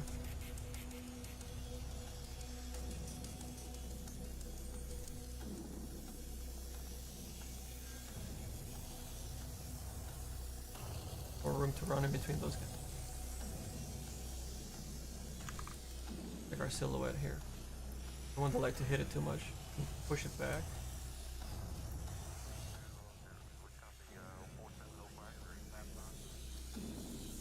Running in here, start thinking about the gameplay, working those guys hide if you're fighting somebody back there. 3 pieces to hide behind. In here you can start try and flank into this two and attack that way. Start looking into maybe just rushing forward through the front where he'll be able to see you, but you know, there's a couple of ways, gives you a couple of options, right? Think of triangles. I like soccer, right? I make triangles in soccer to have somewhere to pass, somebody to pass to, and actually hold on to the ball. So I take the same approach for FPS teamwork. Make triangles in terms of attacking or defending. Same logic. The support system. The Gruber, welcome in, dude. Good to see you again. What is this yellow light hitting? I think a lot of these lights are not casting shadows to keep it efficient. So it might be one of these yellow lights, even down here, might be hitting. Or even one from the top. So yes, but I have in some parts I have 4 levels, right? We have sewers, we have the ground floor, we have the second floor. Actually, we have the in between the floors, and then the rooftop.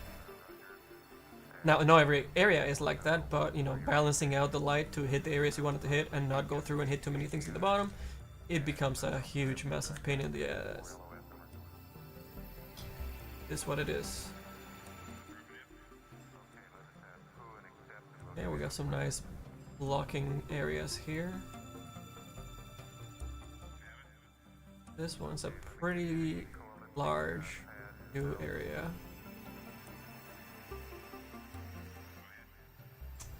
Block this area a little bit more. Something. Some of our lovely crates. Group those just so I can move them quickly. Now about the shader is that if you move the crates far away enough from an area, they'll actually swap out their color. So you get a little bit of automatic differencing in your assets. Nice little thing that the artists over at Epic already made for these specific assets. Really nice.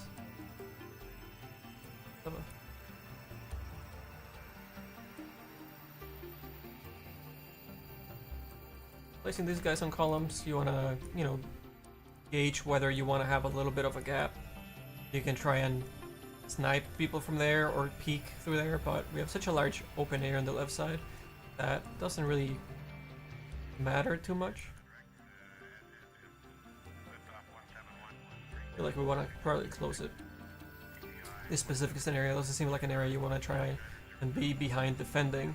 You're attacking more than anything, and I don't want to give the attackers any advantages, so I'm going to leave it closed.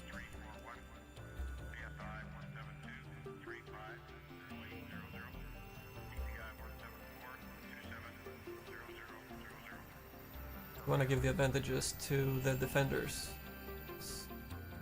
You want to make it difficult for people to attack and overcome the objective of whatever map you're doing. Even in this one, your survival, you are, even though the objective is very straightforward, surviving, and, getting to the rooftop if the chopper ends up showing up, maybe?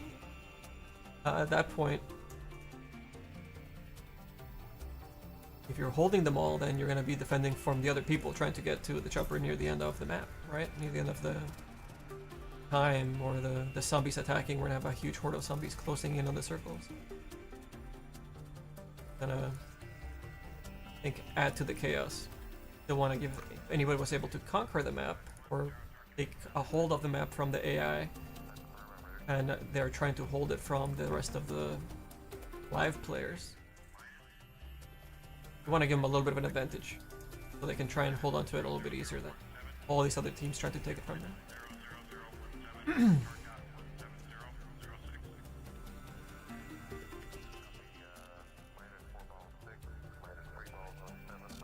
It's getting a little bit tight here, but we have such an open area going towards the back. Some of the smaller areas that have little tight corridors might not be such a bad thing. I think it's just this guy's kind of in the way. Just looks like it's getting in the way, even though it might not. It's definitely people will be able to walk on top of it, but visually looks like it's adding to that thinness of that hallway. So by rotating this guy in a couple of clever ways, we can reposition a lot of that debris that looks like I spent, hours and hours and hours placing or created specifically for that area, but no, we're just being clever, rotating the piece around, making it look like it's completely unique, specified for that area. And for this guy, right? Rotate it, and start using this top area here, and then burying it underground, creating some more of that guiding area into the little bit of hallway that we're trying to create.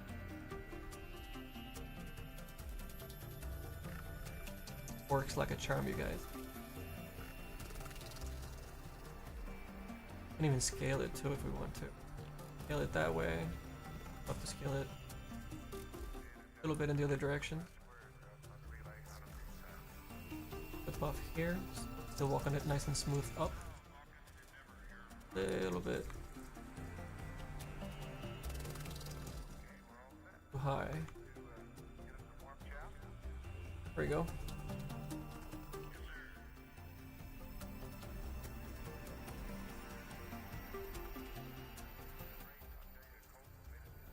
Might even bring that in a bit more.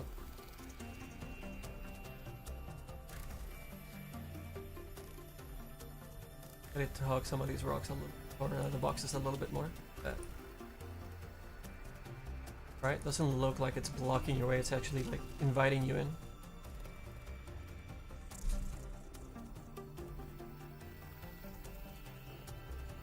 There's a little flow there. This area, this little lip is gonna probably block the player from just jumping through, maybe. I'm guessing. So I have kind of a big boulder over here. I remember I have. I'm just gonna scale that sucker there and turn it into a little bit of a ramp.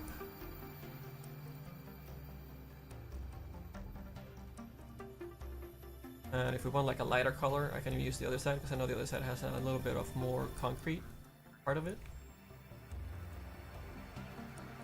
Let's see if I can position this guy in a way that creates a ramp for us. Scale it in a couple of different. Pretty sure we can make it work. And make it nice and smooth transition from a player that's running in this area to just keep running and not have to use the jump.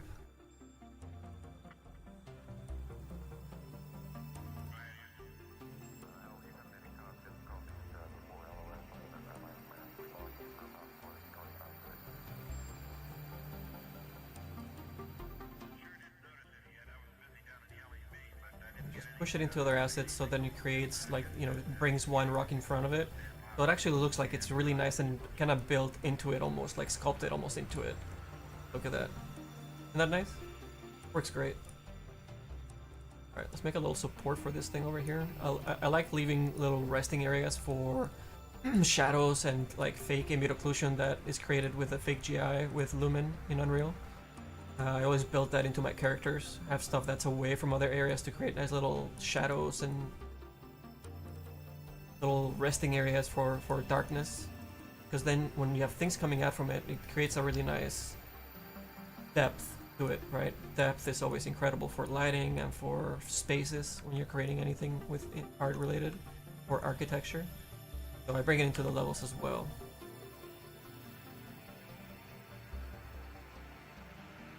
It's just gonna look like it's supporting part of this thing here. Still leaving a little bit of the nice darkness. Maybe it catches a little bit of the light here. Sticking out. Got a little bit of a corner maybe. But not have it stick out completely where it's gonna block the progression of somebody running through this area here. I'll angle it a little bit so it's still inside of that area. But catching the light that I wanted to catch. And look at that. And you wouldn't hit that anyways when you're traveling through here, regardless. But yeah, your capsule would hit this thing first. And you'd be wanting to go up that ramp anyways there. Some of these guys are actually a little bit too far out. Let me fix them a little bit. Yeah, I don't want people getting stuck on that. Nice.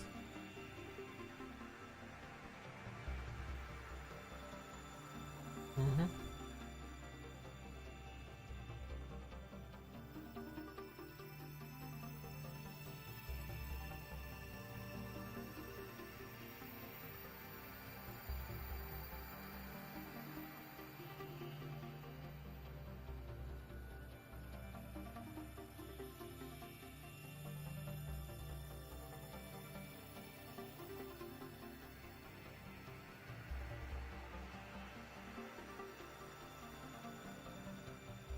Check our visual angles here. Where it's open a little bit. I probably want to put some these boxes.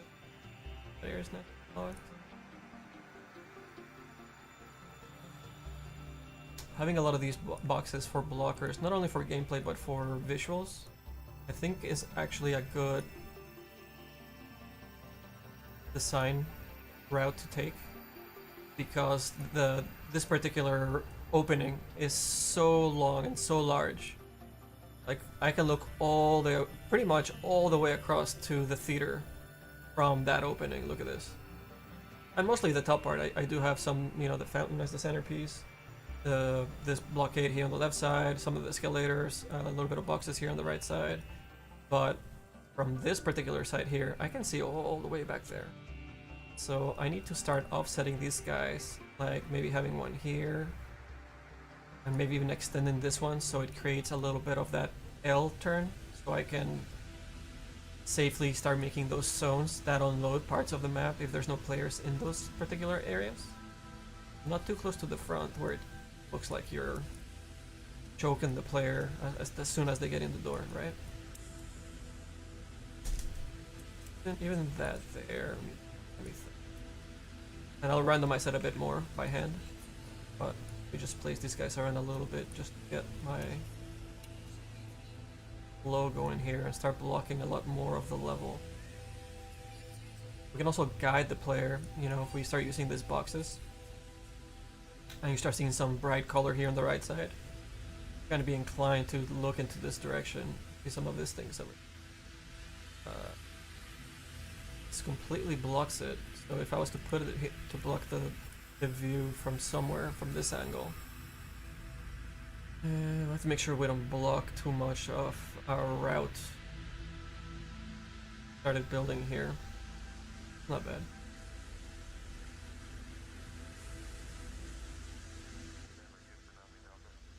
Couple of different areas we can decide to go in no matter which way we're coming from. See that?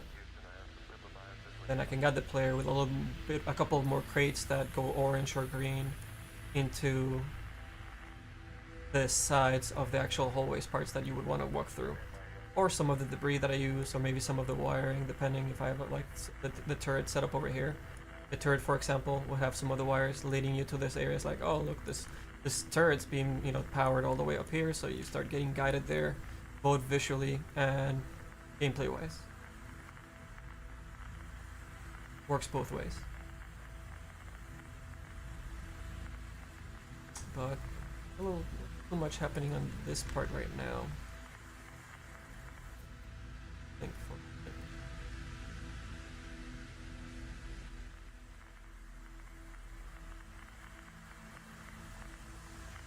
There's so many big open areas when you go past it that having the entrances a little bit more cluttered up. For example, here you can see I have the sandbags, a lot of boxes actually blocking the entryway into the store so you can't flank. I'm actually forcing people to have to deal with this turret, at least at the very opening. Once you go past that, the other turrets, they might see you, but there's plenty of other routes you can take behind cover and start taking out the turrets as a team. So it's actually quite a difficult area to balance out for gameplay and visuals at the same time, because there's just so many entryways, and it's 2 floors with multiple teams being able to coming simultaneously. So it's a tricky one. Things to juggle here.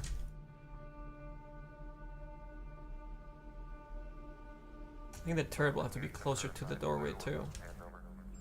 It's too far into the middle. And you want to have your turret just behind some areas.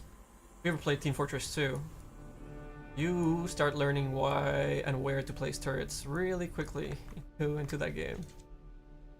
Whether you're attacking or defending, actually. You start learning how to attack them and everything, but if you're defending the turret and repairing the turret, you want to have it just behind some cover, so you force people out into the open if they want to attack it. So for example, you don't want to have cover, you don't have it be really attainable if there's a lot of cover like really close to it in a couple of places, right? Then you can get close enough to try and cheese it, start hitting the edge of it, all these things. And at the same time, you're actually covered from a lot of other areas from the defending team, right? So you want to place it somewhere where the team, you're gonna make that player have to leave himself open to attacks from other sections if he wants to attack the turret, or try and cheese it a little bit, right? So yeah, yet another thing to add to the list too, have to worry about when placing stuff for gameplay. It's really tricky, you guys. Just had so much work. Guys are good. Oh, I think I was planning on putting the turret on the left side at first. But I'm gonna use this guy. I'm actually gonna flip it. So it gives us that curve going the other way. And we curl it right around those boxes. scale it down, then I can reuse the same asset here. And I'll probably curl it around some debris or something that I place in this.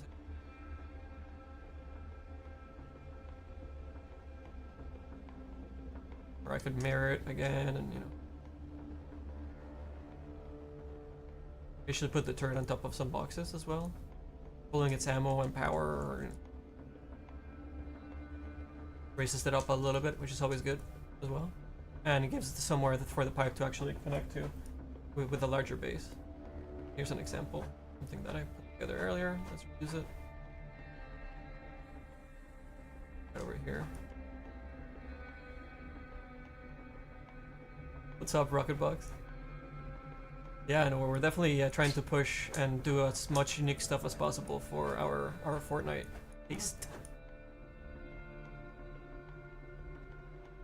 Lift this guy up. Might be a little bit too far into over here. What was I doing?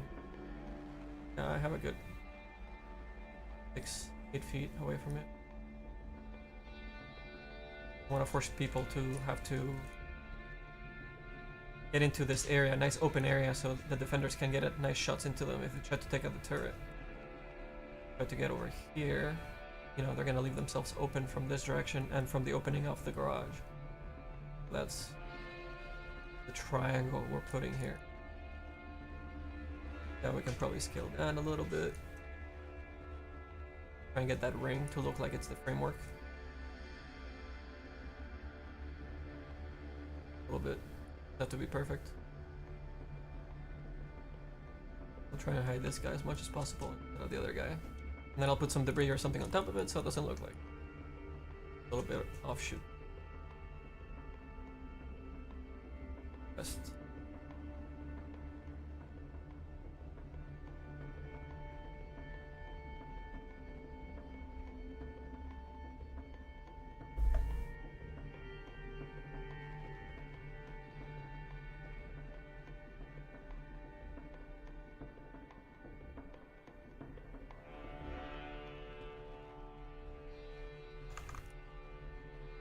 So that also gives, I guess, a little bit of guidance to the player. However, I think the reason I had that orange line going over here is because it wasn't crossing your eye line into. Well, I think initially I had these boxes, but even with these boxes now on top, feels like it's not doing a great job of guiding you visually. I mean, gameplay wise, sure, right? You see the pipe and you're gonna be like, okay, where's that going? It's gonna guide you there, but I don't think visually it's making a good case for it. But I do have, like, I guess, you know, I can't do it from every single angle, just with 2 pipes, because we have 4 major entryways into the mall. See, this one's perfect, right? It guides you like right into the funnel. You see the orange line there, bunch of wires coming in supporting that, and a bunch of the light work that we're gonna have. This entryway does exactly the same thing, right? You see those lines pushing right into that escalator. From here, I was able to do it a little bit as well. If we end up having a turret over here in that corner, I would even push this even farther. Put, you know, a nice box or something there to look like it's connecting. I'm not gonna worry about the connection part so much. I think the gameplay and the visual is a lot more important than getting it to connect perfectly into there. I don't think anyone gives a crap about it. But I can make that look better later. But the connection and this line feels already a lot better here.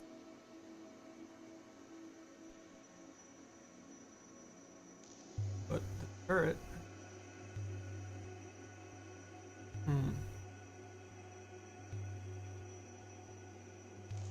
Somewhere in this corner, so we have the opening into defending the Chinese restaurant entryway, defending the people coming in from the theater, and be a little bit vulnerable on its backside, but people have to come out in the open, try and take it out. Maybe. This is also the case after we start doing some playtests that 4 turrets might be too much, even though I am placing them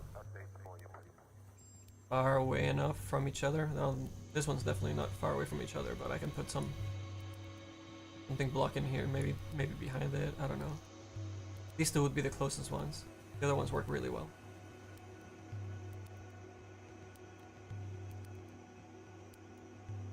Yeah. Food for thought. Oh, I promised somebody that I was gonna work on the rooftops a little bit. Somebody that voted.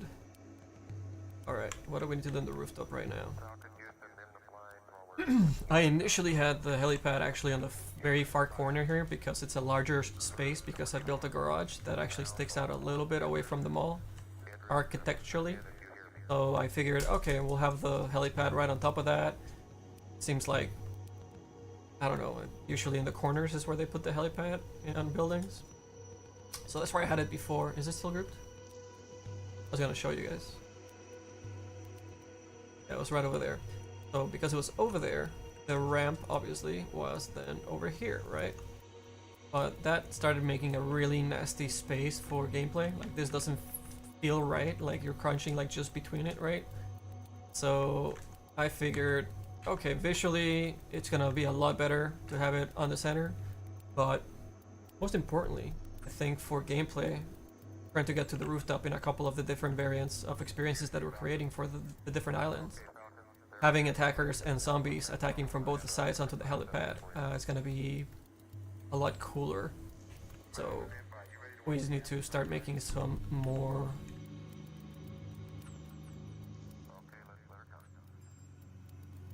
Let's bring some of the stuff from the inside again. We need some more cover up there. Copy those guys. I haven't put any of them at all because I wanted to keep it pretty clear, but we're definitely gonna need some cover once we start bringing up a huge amount of zombies coming up here. How it goes. Here's the green ones. Not bad. Not too bad. I don't want people getting stuck or trying to jump between those things either, so sometimes what I like to do to make it feel more natural and block the thing properly, I will grab this corner and lift it up and actually make it look like it's actually sitting on their offshoot a little bit. Start balancing that out a bit. Blocking that little wedge. However, I just realized I'm gonna be blocking my light source quite a bit there. So let's keep that, because I do like how offshoot is a little bit, right? Let the light actually push through. I think this guy's need to be in a different channel too. I think that light's for ones. Yeah, there it is. Okay.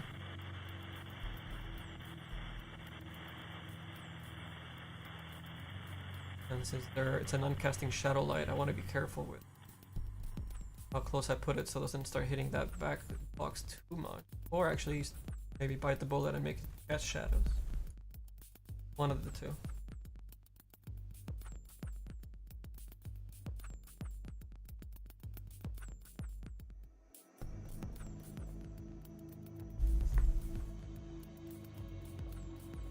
Take a drink here in a second.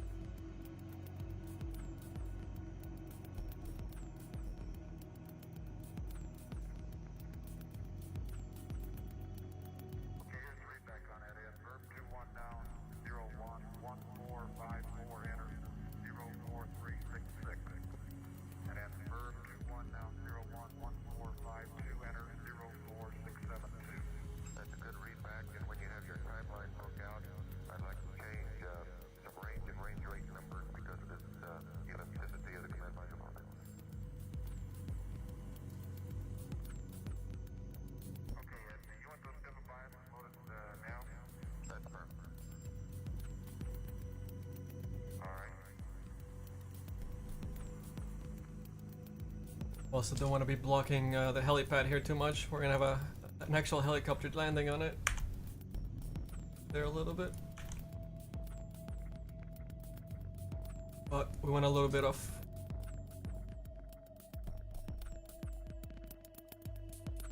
cover for the top. Oh, mute myself a little bit.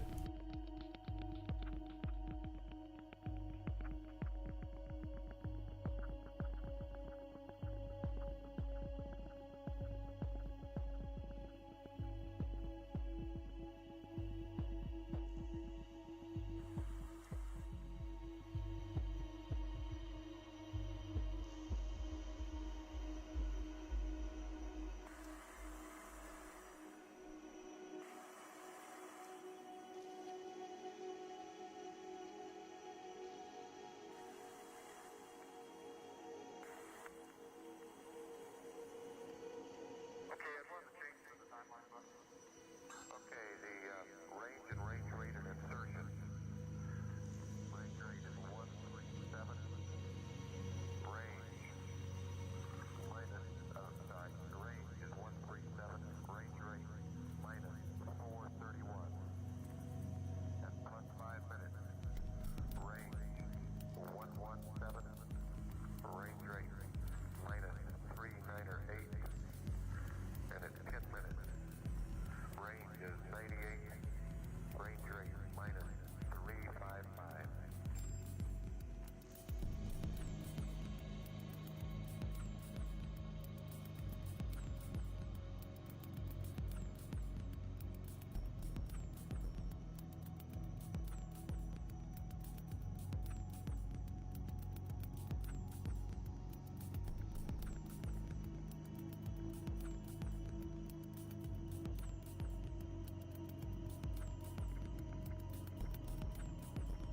Okay, I copy that data.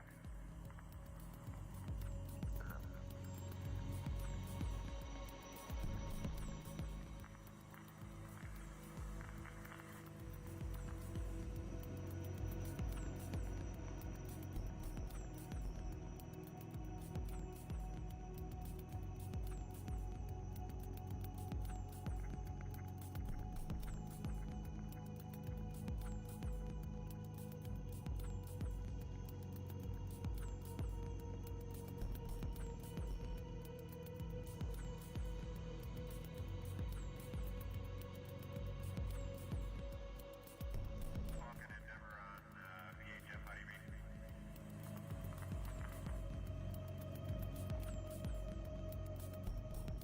Sorry about that. Had a dog emergency. Okay, where were we? Alright, so the lights were actually set up for all these items. They were on the right channels. I just had this thing set up properly.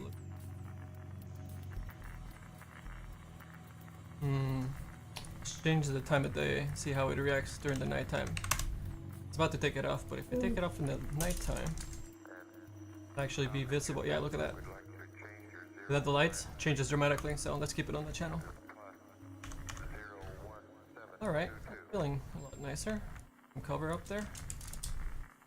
Gonna need a lot more, but it's a good start. Give some cover for the people defending too in the last stand point. If people start taking over the rooftop, they make it to the rooftop. And back here. Also have in the second map we'll put out, there's a whole objective with a satellite and card system and capture point and whatnot.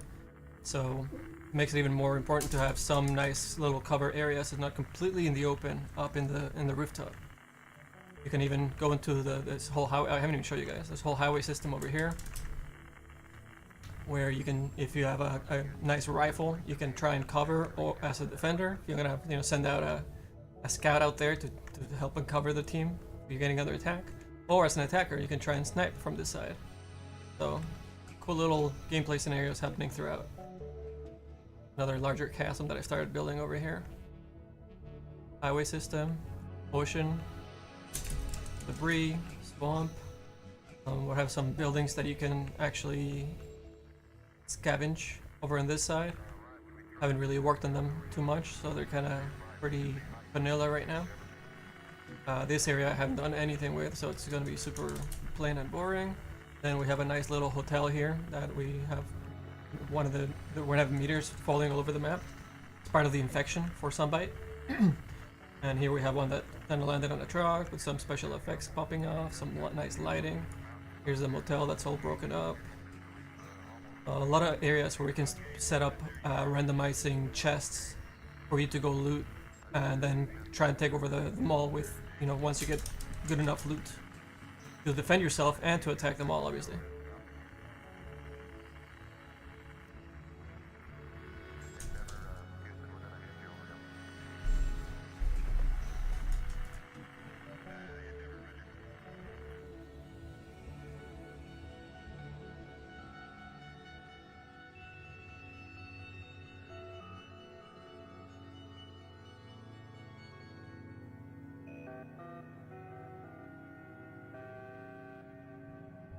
Save this. I can probably close this now. This. Our viewport back. Probably couldn't see that window. Actually, does this work? Let me check something. I tried to set up a second window here.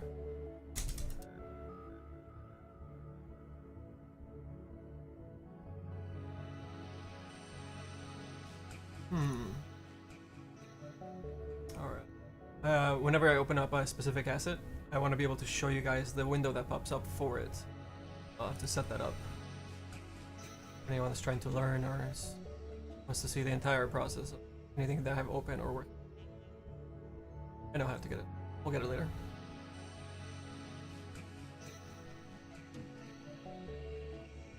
Okay, let's see what area needs attention. Still on the rooftop. I think I was started to play around with setting up a bunch of boxes with little boxes on the bottom and make a nice smooth walking staircase for players. I think we can make it a little bit smooth. Remember the character getting a little bit caught up in a couple of these spots.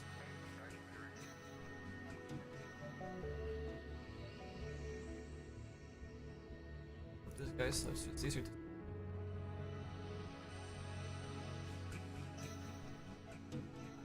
We can do. It's already pretty thin though. I don't want too much. What do we do?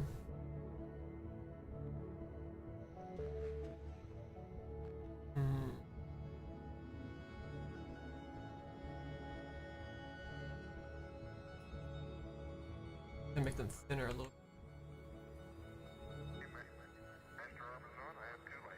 We don't need these two guys in here. We don't even see them, so I have them.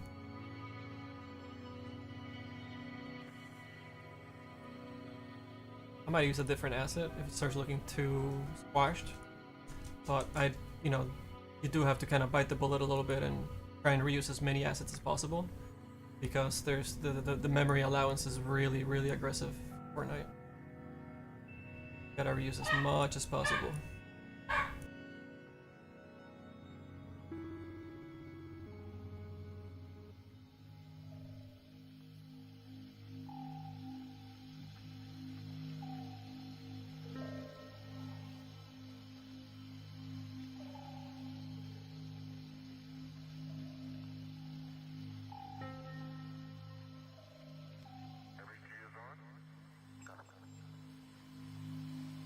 Okay.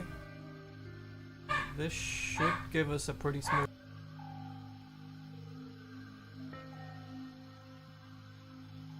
Walking area. Oh no, I think I grabbed the other one.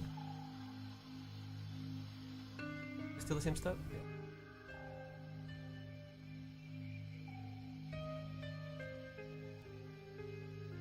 Not bad. Could probably work. It is to keep the movement really nice and smooth, so any player can just run up these guys and all the way to the top here and get to this area, which will be an objective thing later down the line. But actually, for the first release, since it's a survival map, I'll probably get rid of this light and maybe have the llama like in a half-built state. So it's like something that's, you know, it's gonna come for the next version, since there's no actual objective in the first map for it. better that way. Also, obviously, you know, I don't know if you guys saw the movie Dawn of the Dead, but you know, it's a zombie movie where it takes place on an abandoned mall, right? And the characters in the story are taking over the mall, and they're trying to defend it from all the zombies and potentially some crazy people as well. They have some signs on the outside, right, trying to alert other people that there's alive inside. So I think it says, what do they have on their signs? Alive inside?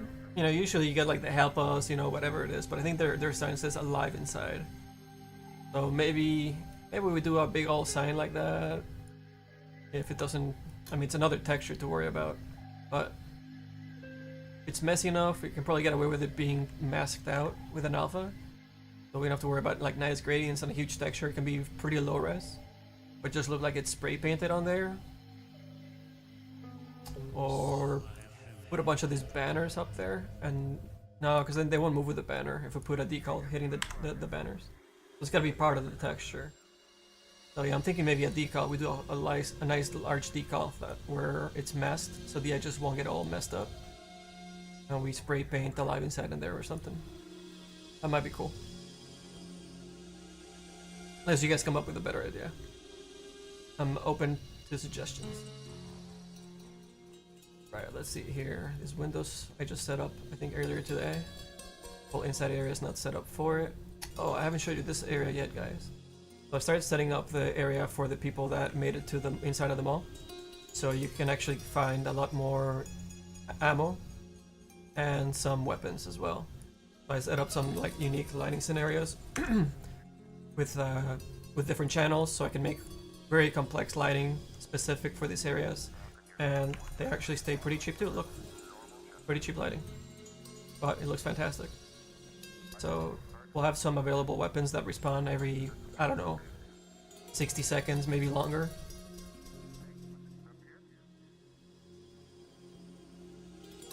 So if your team happens to be in the mall and you're trying to hold it, you can actually get some new weapons if you respawn. And the idea, I think, is that if you do hold on to the mall, this is for experience number 2, by the way, not the survival one, the first one. So the more complex one with more objectives, if you hold the mall and you capture the mall, we want you to spawn inside of the mall and then, you know, be able to go outside and take down a whole bunch of zombies and attackers. You know, use this device that can be turned on and off, so you know your teammates can let you down and you can go scavenge all the resources from all the dead zombies that you've killed, and then make it back up and, you know, do some of the objectives that you need to do for the mall. So it's a nice little loop for the people inside of the mall. And with that in mind, we also want to give them, you know, some resources on the inside, so they don't have to go outside also for new weapons and ammunition. So something to balance things out and give them a little bit of an advantage. You know, they're the defenders, right? They should have a little bit of an advantage. Way to go. Well, yeah, these are the settings, the pieces that I start putting together for your light ammunition, I think it's called, or light bullets. Actually, hold on a second. This light is too red. I mean, it's really impossible to make a bronze-looking light, but gotta come up with something here. What I can do. It shouldn't be that red. The shotgun one is red, so for the shells, obviously, right? See what I can do. Be a little bit into the yellow, a little bit into the orange.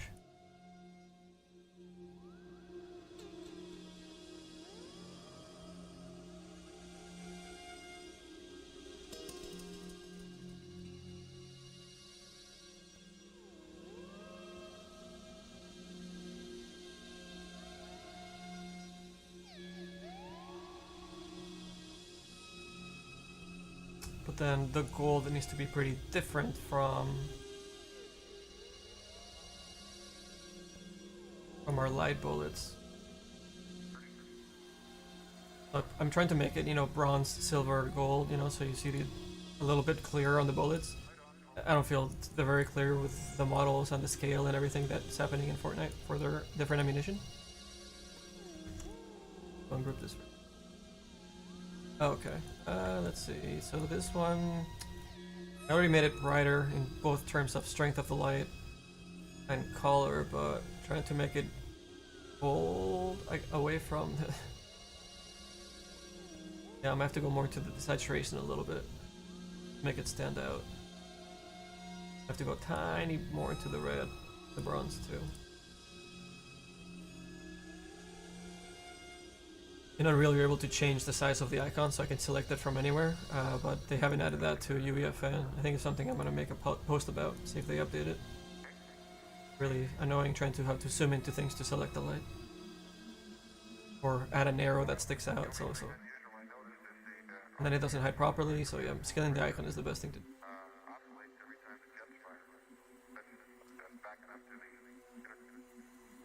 Alright, I think that's probably diverse enough. This one on the right though, it's a little too strong, it's washing out. I think the volumetric lighting just needs to be toned down.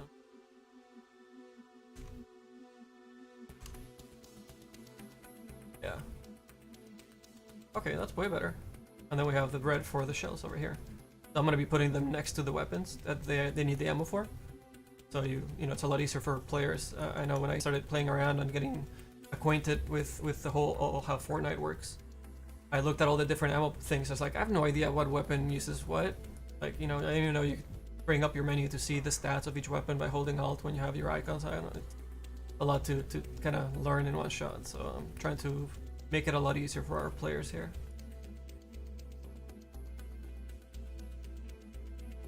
So I'm planning on having the spawn area, which will not be a spawn area, but it'll still be a room in our first map that won't have capture, but it'll be a spawning room somewhere. And I'm not sure if I want it to be separate from the ammunition room, because I want it to be accessible by the people trying to take over the map in Experience 2 as well. So it's not, you know, behind the in their spawners where they can't even, you know, we will make a device where you can't get into the spawner to try and camp them. But I don't want the ammunition, you know, also in there. So I think that's why I'm thinking of splitting it up. And I think the best way to do that is to put it on the corners away from the entryway of the upstairs. So as you say you conquer, you destroy this doorway, that's electrified fence, whatever. As you open up or come in through here, you already went through a huge funnel and a lot of fighting to get in here. You don't want to make this area be another thing to try and topple over. So we want to open up this area as much as possible and then give a lot of nice little areas for them to attack from and cover for the people that made it past this electrified fence gate. So this area needs to be nice and open, and then the device for the defending team needs to be all the way across on the other side. So I'm thinking we put a spawn room over here and we put the ammunition all the way across on the right side. Which is nice too, because it makes players have to run to gear back up. They don't get geared up instantly as soon as they spawn. So a little bit of punishment on having to run a little bit, and you know, which is great because then we also get to lower the spawning time for those players. So instead of you just waiting in spawning room, we're actually just making you run towards and get, you know, your ammunition back up, or, you know, just get back on the roof again and maybe you'll find, you know, your old gun still up there or whatever, right? So I think it works better that way in terms of gameplay. So yeah, just kind of designing in my head here while talking to you guys through it, which is, I think everybody wins, right? I think it works. I'll have to make a nice little like store here that got taken over and turned into their ammunition holdout. Let's see, did I already do the right staircase for here? I think I did actually. Did I bring it over? I just brought over the stairs. But just the stairs. I need to bring over the whole... Oh, I did close this thing up on... I wanted to keep it open, but I want to make it pretty difficult for people to try and break through the front here. Past all the zombies and everything.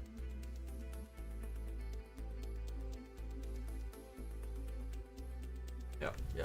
Okay, that's gonna work. Okay, rooftop. Let's bring some of the vines up. Copy those collage of vines that I already did.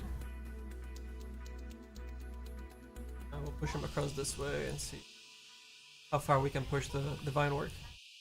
I don't want to go too far because they actually do start bunking through the roof and it starts becoming a huge pain. But if they start bunking through, then I want to make sure that they're just coming through because they make sense that they're all coming from this side, not all the way everywhere.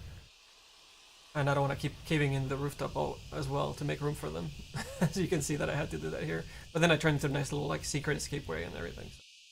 So, not too bad.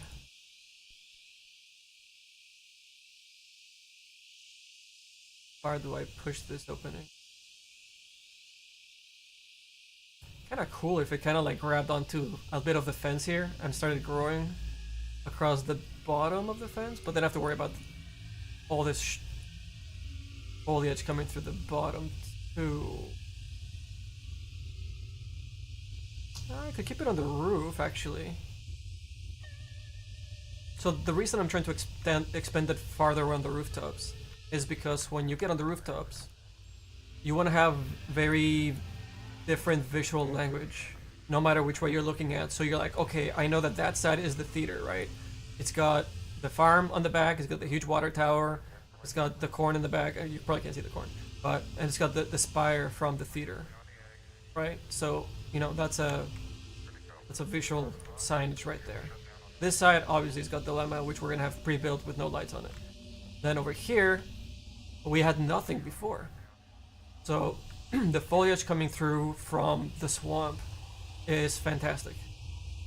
But I want to push it almost towards half of it so that it's very visible from different places that you might be on the rooftop where you're like, oh my god, what side is that side? As long as you see some of that foliage, okay, that's the foliage, and I know that that's the tower for the theater. Done. I know that in the middle you have the capture, well, not the capture point, this other objective or the half-built llama and the helipad.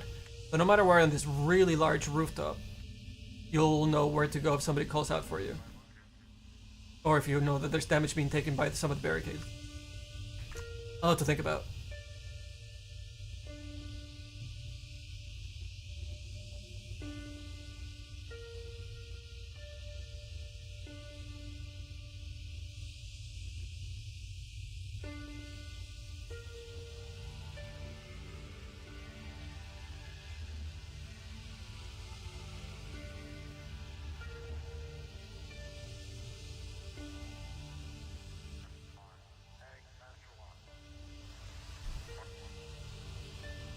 See here.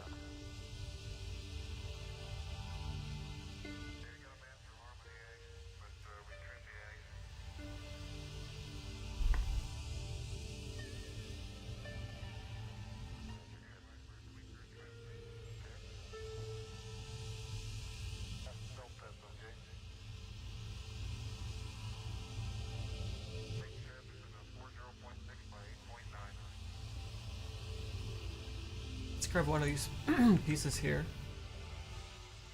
Oh my god, this photo, I don't know why that Fortnite snapping thing turns on every now and then.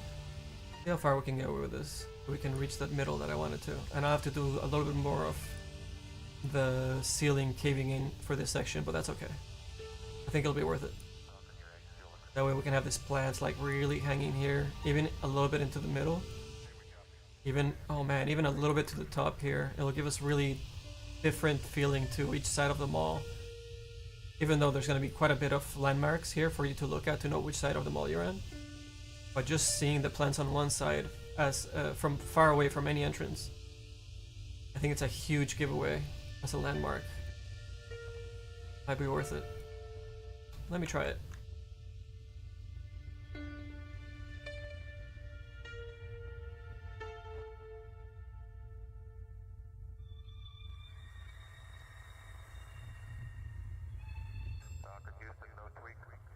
I think as we get closer to some objects, I can raise it up a little bit without, you know, without it breaking too bad.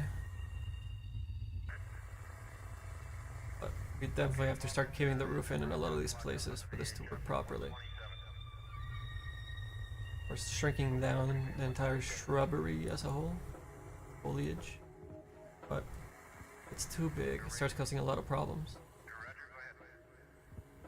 Okay, we're pitching up the radar track. where's my little dude? Need a dude for scale.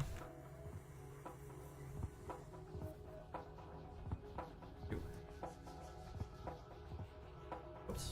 Oh god. Mouse is dead.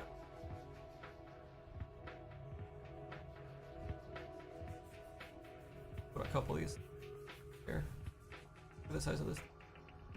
Wait, really? Yeah, see that?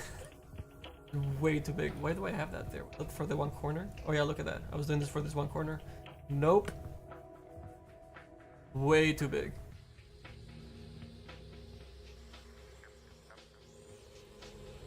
Gotta curve the schneck out of this. Was for this pathway specifically here. Let me sync it a little bit, but keep it away from the player and the camera. Otherwise, it's gonna cause a whole bunch of problems for us. We don't want it coming through the roof here either. Not that much anyway. Okay, see that's way more manageable. I'll have to do a test to see how it actually performs with a character trying to walk through that madness. Sometimes it just looks horrible, so I have to be really picky about the size.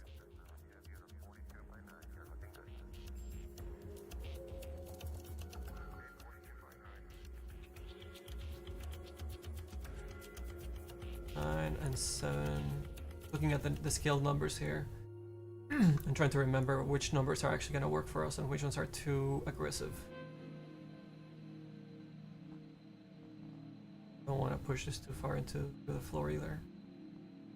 Maybe just this guy's coming through here, you know? That kind of makes sense. And I can put a couple of vines here to hide some of the ugliness of the bottom. To work okay. And then make sure that these guys don't go too far on top. And see, that's way better. Before they were like up to his shoulder or something insane. So we're just worrying about this part right here. I forgot about how far they went up into the roof. And I see these guys are ridiculously big right now too. But we don't want them going through the roof. I think we have to scale them down as a whole. Then push them back up just vertically. And I'll give them a little bit of room where we can push in the ceiling. So we'll do that by grabbing the roof here. And I guess we'll have to do it for maybe 4 of these quadrants. These group together. Ungroup them. Okay. Have 1, 2, 3, 4, 5. Oh, that's grouped. Oh wait, that's part of the top. Okay, I can ungroup that one. Let's undo that.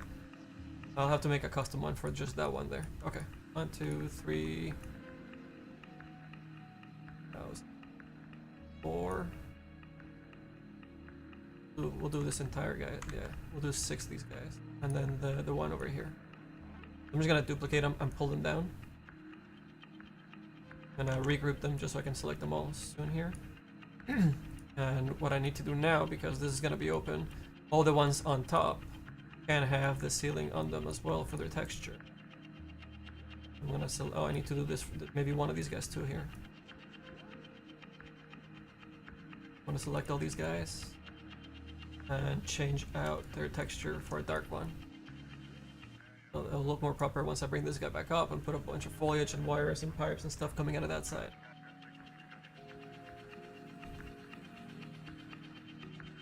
We need to do that for one of these.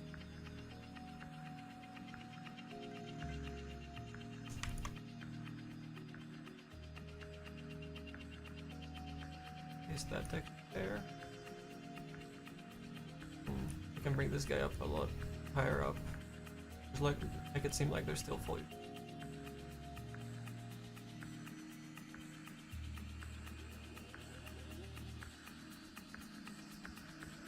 Even more together with the top.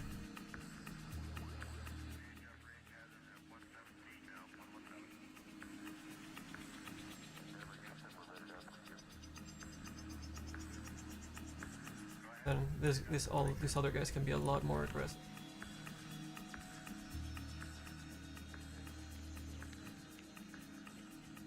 And we have the fence here too to worry about. Cast it. Oh God, okay. It's gonna be supporting each other a little bit. What the heck do I do with this thing? Guess I can push it like it's falling off into the other side. Well, it doesn't go through the fence, but it also gives us some room between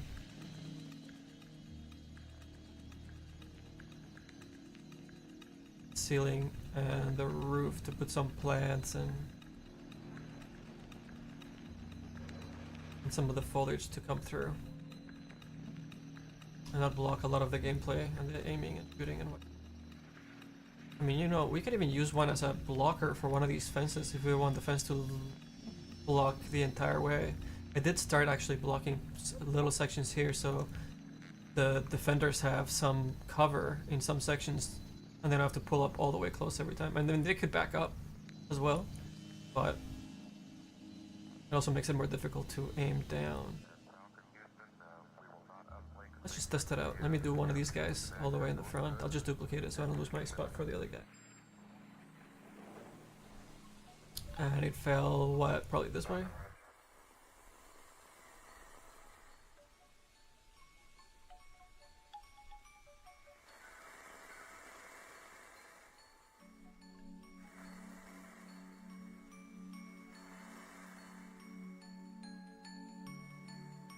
It doesn't go through the roof. Oh my god, there's so many things to worry about. Okay. Wish I have like a half piece of this thing. I'd have to do a new texture. I have no control over the tiling of it, I don't. Wish I did.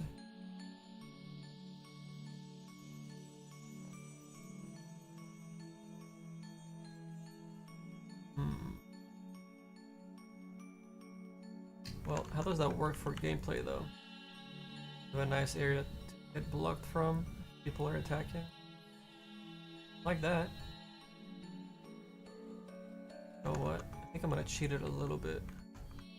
I don't want it so far away from this piece. I'm just gonna scale it and then push it.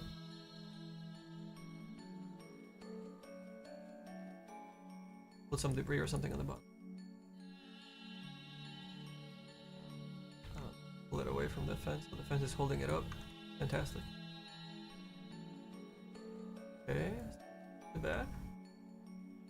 Put it maybe just on the opening. What that looks like. Well, there's no lighting on that side yet, but lights back there.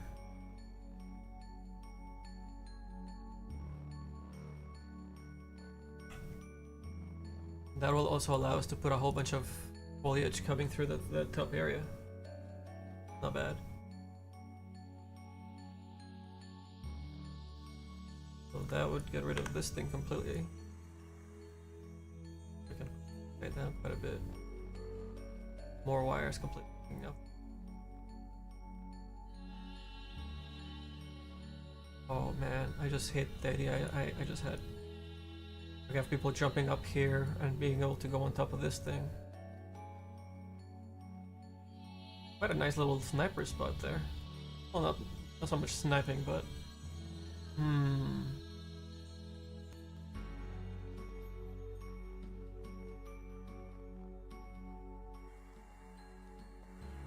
think about that.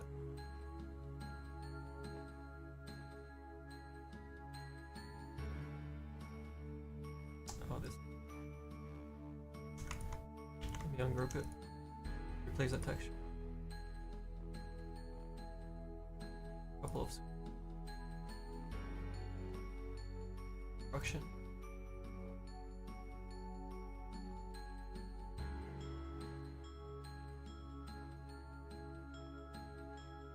If I want to make it a gameplay thing, which I just had the idea for, I can lower it so I can have people actually climb out onto it.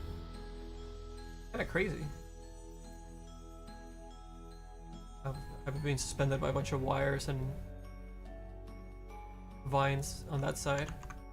That might look really nice, you guys. Really adding a lot of things to this.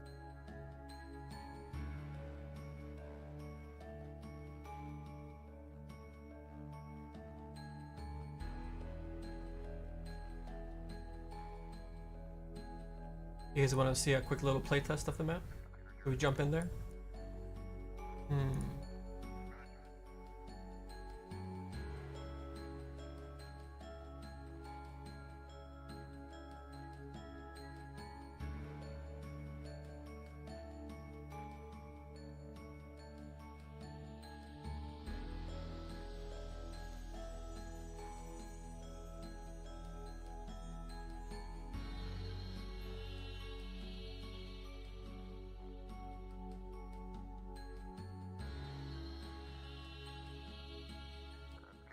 Falcon Houston, I have a misfit TPI for you in support.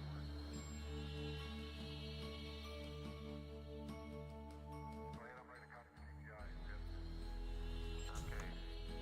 It's an alt nominal TPI. Looking here something. Bear with me. 66.3. Delta VY plus 7.8. Delta VZ minus 31.2. Total 73.7. That'd be a good idea. Delta V will be Maybe. 26.0.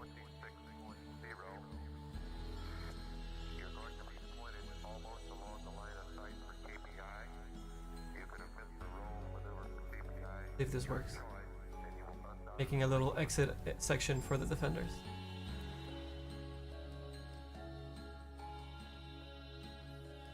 Okay, on the fan I have plus 66.3, plus 7.8, minus 31.2. And total for 73.7, 26.0 for TPF. That's affirmed, and the approach at TPF is going to be right along the local horizontal. Okay, thank you for the information, Houston. I think if the radar is working good, we get a good solution, we'll probably stay heads up and go ahead and accept the brake line. Roger, roger. And Endeavor, Houston, the same goes for you. Your attitude, if you were to have to make the turn, would be along the line of sight as well. Endeavor, roger. And Houston Falcon, I have a visual on the Endeavor now. The coax is exactly four-sided. The radar needles are four-sided. And the pink needles are four-sided. And the ag needles are four-sided. So we're looking pretty good. Very good, Dave.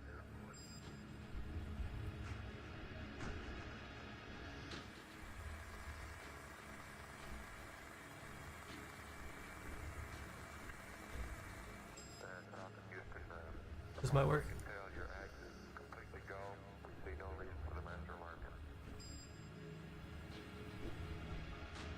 Understand.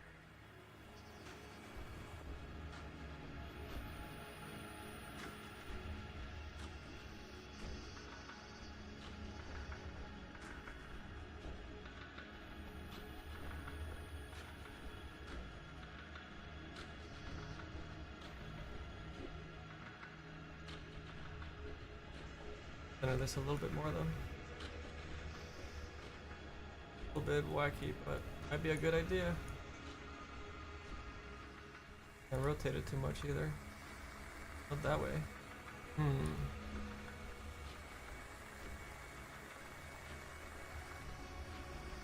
Rotate both. A little bit more offset. Okay.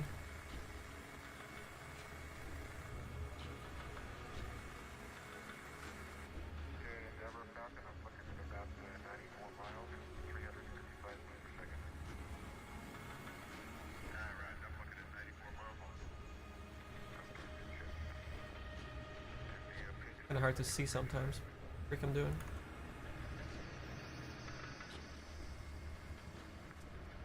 Or has to be a little bit more concise with its ledge. It looks like, well, I mean, the vines and stuff are going to be holding it too. But I'm more worried about the entryway into it. Do not clip the player and annoy the player trying to get on top of it. This has to be a little bit flatter with the entryway for it.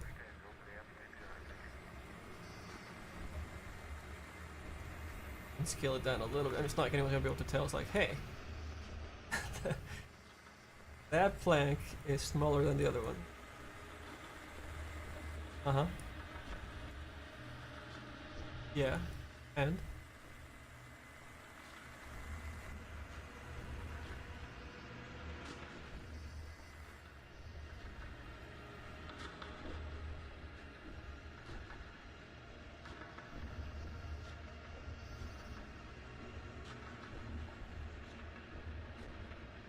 Pull it off, it's gonna look really nice.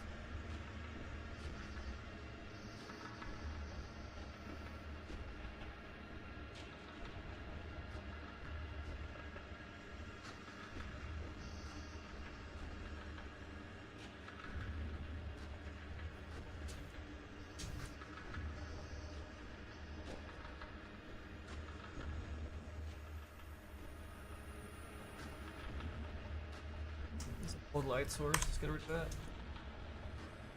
Bring a newer light source over here.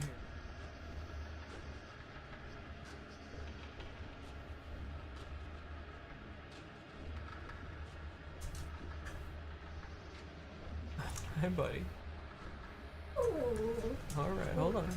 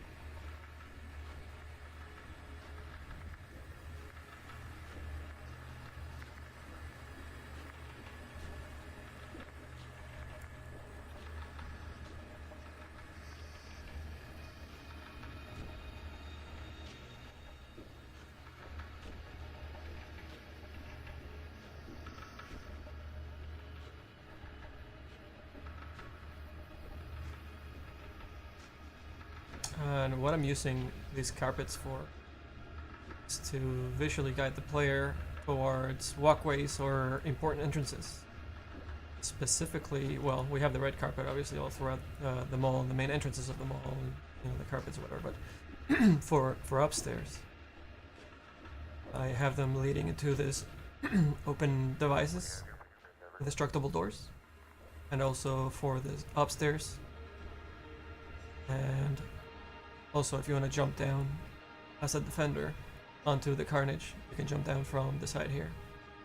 We're kind of adding a similar thing over here, except you have a little bit more cover, so you can potentially also defend from up here if you want to. That'd be a nice little thing to add on there.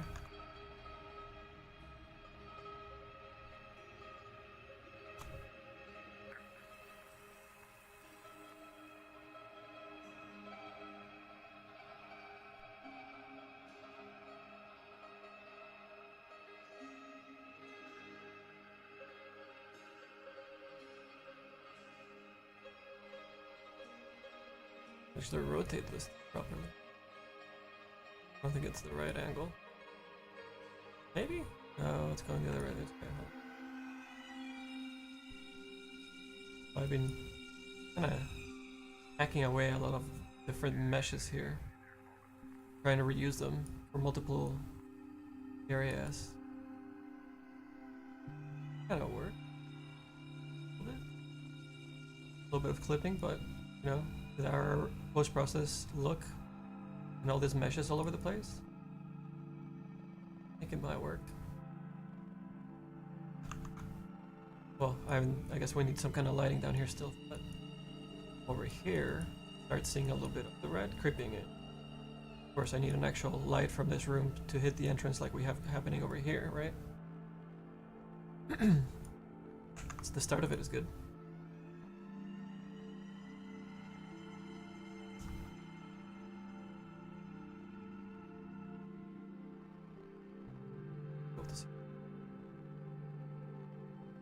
And realize that, you know, even consciously, that that's an exit way.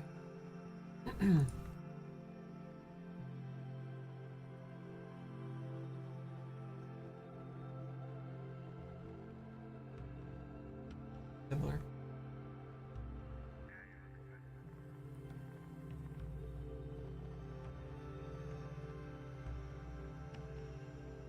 Scale it right through, as much as possible. I go through the floor a little.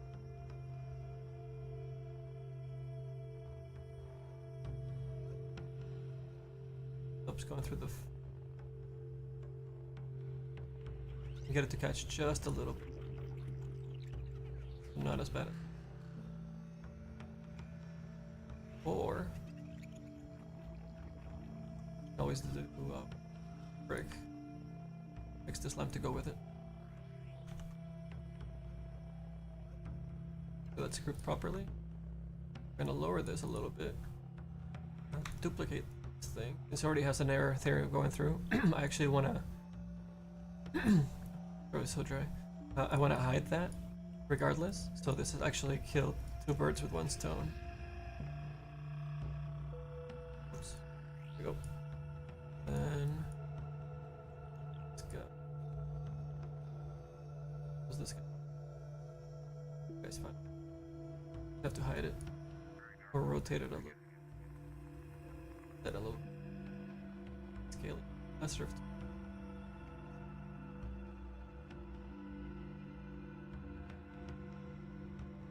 Now this guy we can forward.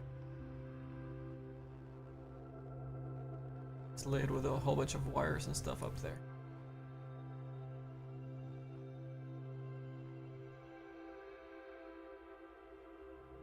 You have to lower it that much, just enough to cover this nastiness.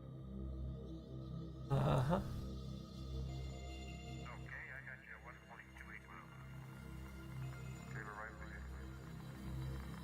Now that little flap looks like it's quite different than the other one. And we'll have some wires and darkness up there so you want to see it. Yeah, that'll work. Looks good. What happened to our this thing? Oh, that's right, I made a second piece for it.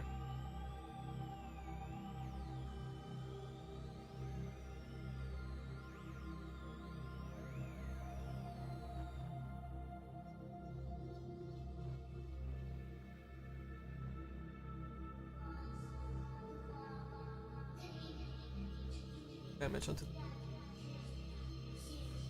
the wire coming out of it or something. Full angle. See the wires a little bit more from this side. Some pipes and whatnot up there. Should be alright. That goes into all this destruction, so it's all good. It works.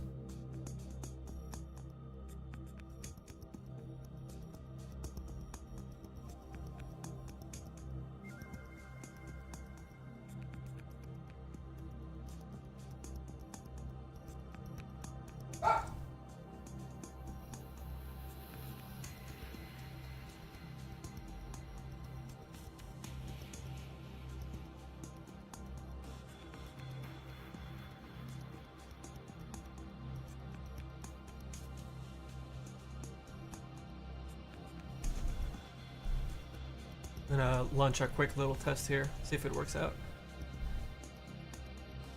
Test a little bit of the space between the rolling distance that we're gonna have to create for that middle section. And then we can dress it up with the vines and the foliage and everything. Gonna check the sizes.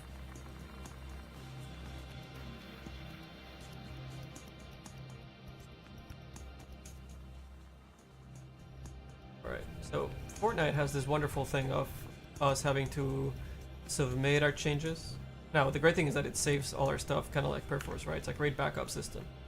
But the testing itself, we have to upload our changes, then the thing sets up a server for us, throws our map on it, then we have to matchmake into it, download the map, our own map, mind you, and then jump in the server and start testing the whatever we want to test. So best practice is to do a whole bunch of changes and then test them all in one shot. Because the bigger your map is, the longer it takes for you to run through that gauntlet. So this takes around 4 minutes for me to get in and test anything. So I usually just keep working, and then I notice that my test is ready, you know, with Fortnite launched and matchmade and joined and downloaded and everything. Good times.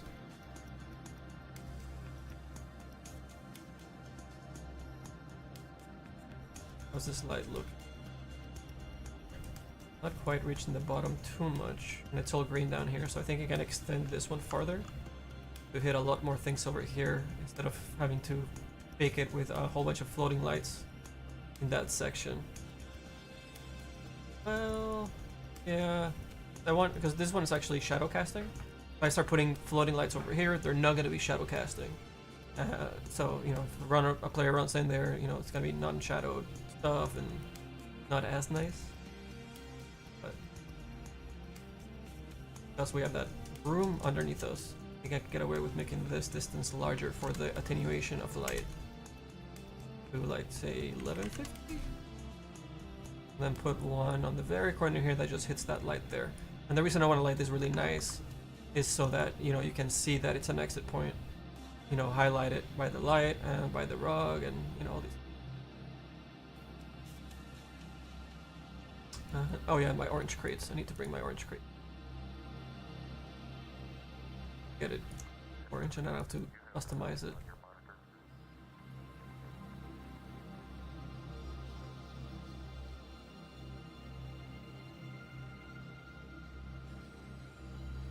My work. A little bit of an angle, make it nice and inviting.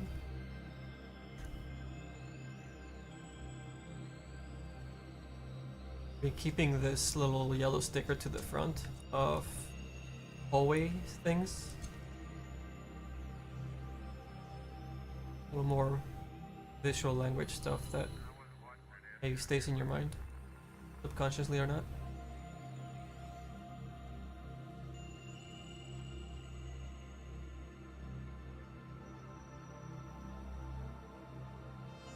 Need definitely more lights, but I'm okay with sending that light. Let's check how expensive it is down here. Oh yeah, look at that. Not really hitting too many things. We're staying in the orange in the one overlap that it's hitting, so that's great. I would say we can even push this to be a little bit of a stronger light since it's going farther. Let's try 28. Let's try 35. 50. 5. 50. You know, even 50 is not bad. We'll have to turn down the, oh Jesus, the volumetric power to it to like maybe half of its strength. Maybe a 0.5, 0.4, yeah. Blinding the crap out of you, but they'll be able to, even that's still strong. 0.25. Yeah. Okay, and the interact lighting intensity for it is our bounce light for Lumen / fake GI. So this is not gonna be bouncing off too many things. Absurdly high for it to do anything. So I'm gonna just keep it at 7. And then have another floating light over here to hit some of the other side of the entrance here. Maybe even lift up this light a little bit.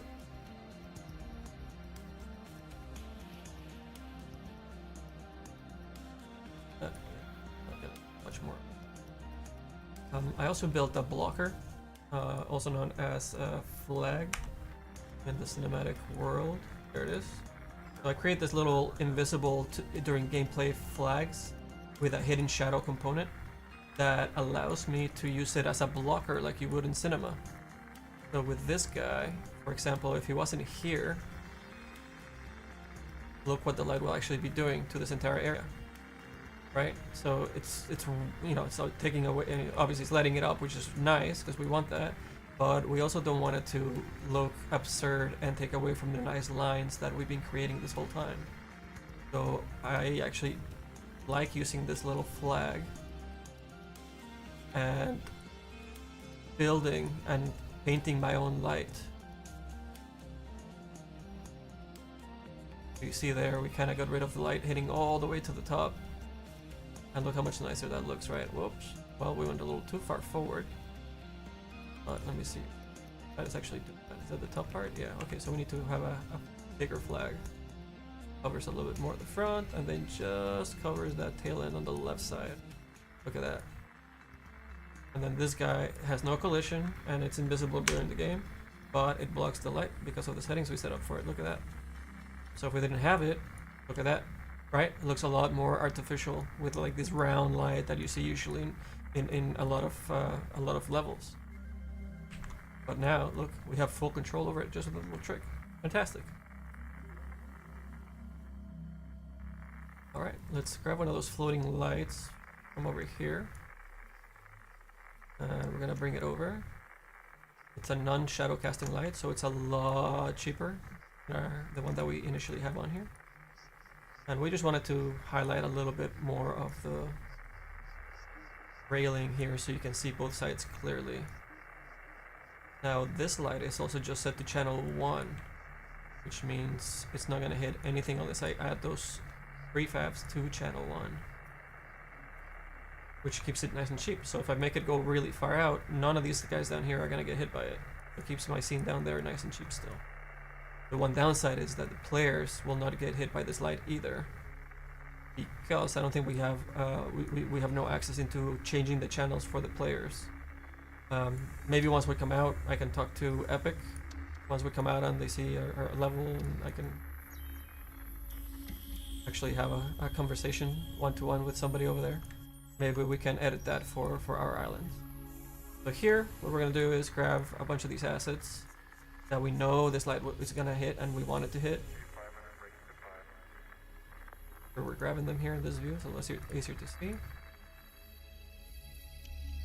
We want to hit the back here too, so we want to hit Canto. This one? Okay, and we're hitting the fence already, fantastic, and those get okay, so this might be enough for it. Now the problem with Fortnite is that it just grabs your prefab, or the, what do they call them, props, and you don't have access into the details that you should have access to in here.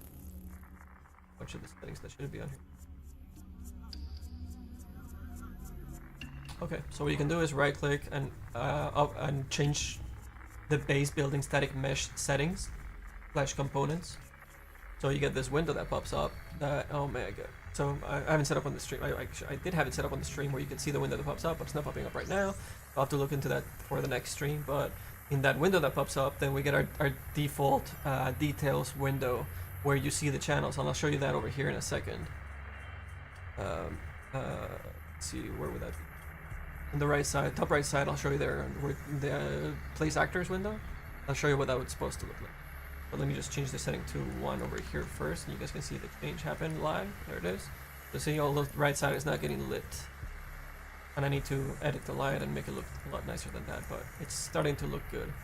I actually might take it off from this ground piece. Let me just save my settings for that.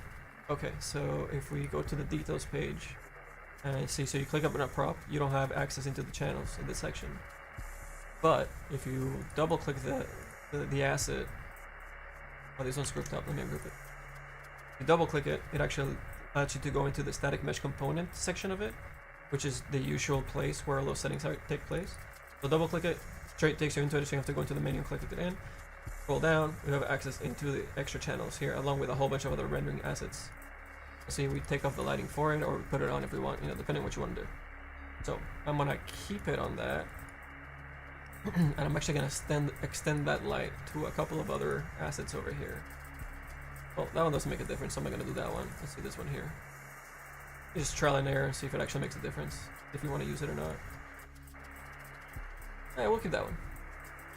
But I still need to position this a little bit better. I don't want it to hit that much of the bottom part.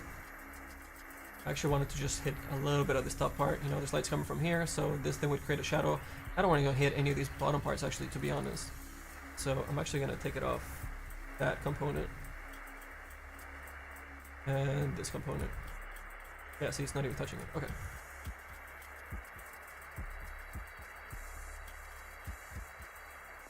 Then we actually get to see it hit in the back a bit more too, which is nice. Just highlighting the entrance here for this exit point that we've created. That's with, without, with, without, right? Big difference. I might even turn this up a little bit more. 13, 10, 15, 11, 12. Yeah, 12 sounds good. And you know, am I hitting the back? Yeah, I'm hitting this back bottom fence. Getting some light under there that I'm not crazy about.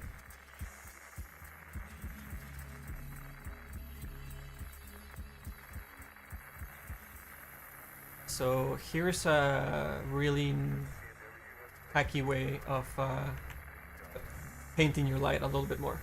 We're gonna grab one of our flags. And we know it's, we're gonna set it to channel 1. Because this light's on channel 1, and these assets are all on channel 1 only. And we're gonna place it on top of this asset. Oh wait. That's not, we'll have to turn on, yeah, sorry, that's not gonna work. Because this is a non-shadow casting light. It was, and the light was hitting it for some reason, but he didn't want it to hit it regardless, just for the sake of just showing the ramp and where the player is supposed to go.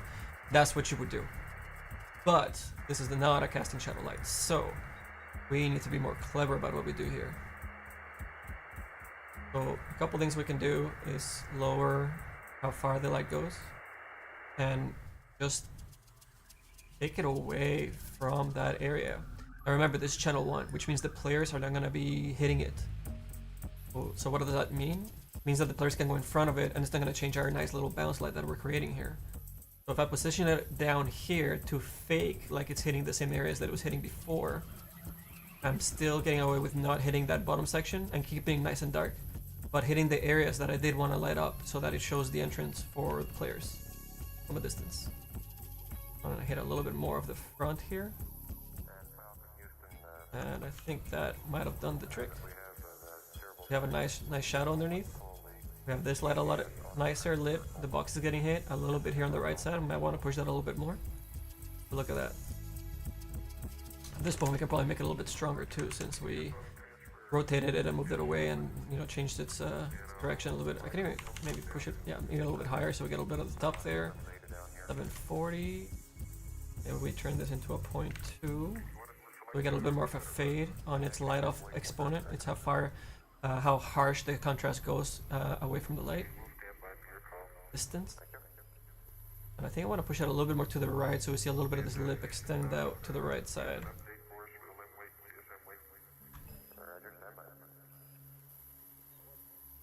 Look at that. I can even lower this a bit more now. Ooh, right. 13 works. I'd even move it to the right a little bit.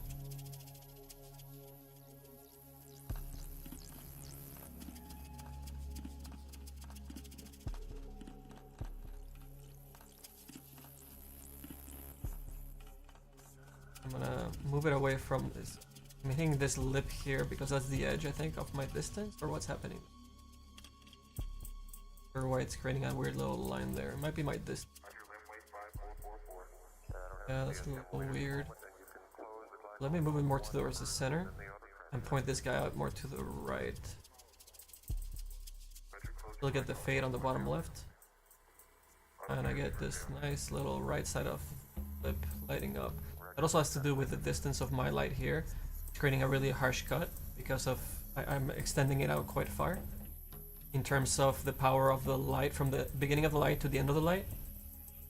that gradient is being pushed out to the very edge, so it lights up most of it instead of being very dark here and then light getting, you know, stronger light towards the beginning of the light.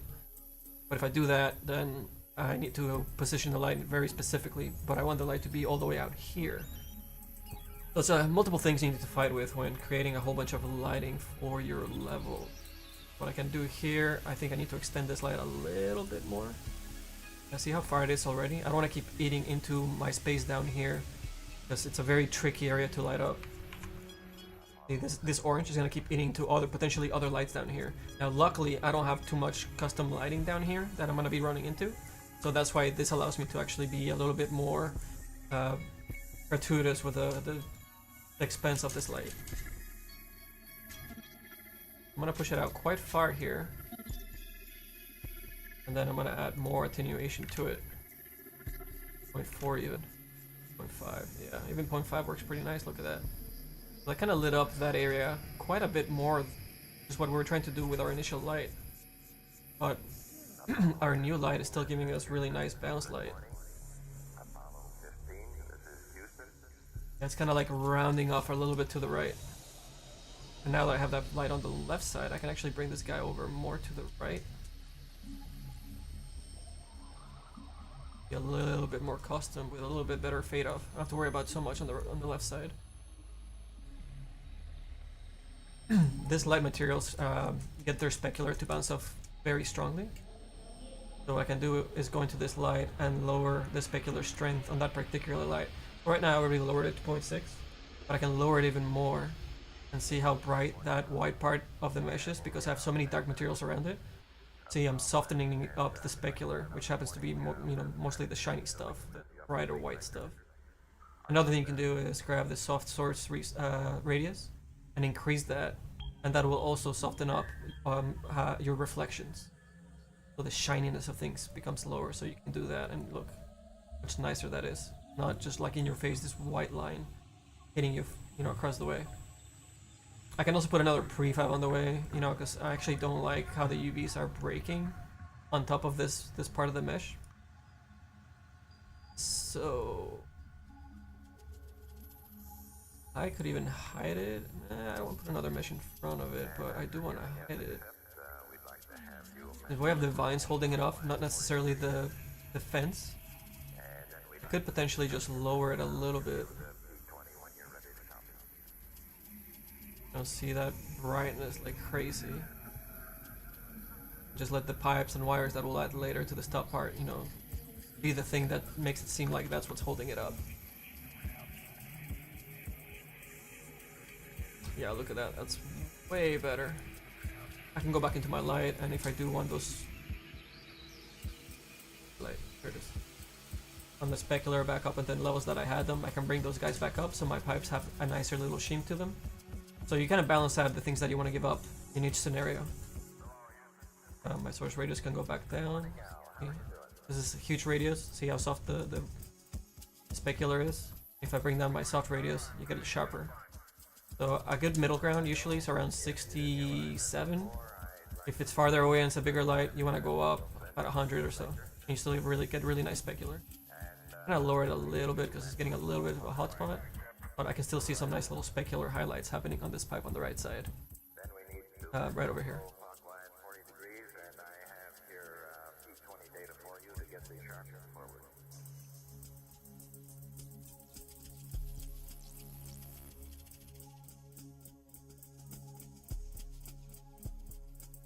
Okay, it's looking a lot better. Let me move this chest and card out of the way because they're not supposed to be part of this stuff, right? Guys, over by our spawn since we're throwing stuff over here. Alright, I mean, it's a way nicer built little area there. Also grab one of my little dust particle emitters. And I like to place these guys in dark areas that have a really nice hot spotlight on them. And this is basically just an emitter that's spitting out, or spawning I should say, little particles of dust. I want to see the direction of my light. I want to point this thing at it, and then kind of move it into the center section of its path. And since the light is kind of pointing up, I'm going to also position it in this direction and move it right in its path. Then when we run it into the game, with the strong light, we see a nice little particles floating about. And they'll spawn into that kind of area in a square, but they'll follow the position because we rotated it into its right location for the light's looking. Look at that. Pretty nice. Oh, you know what? This whole time this thing has been running, I didn't even show you guys. Let me see if I can scale this up and see if I can.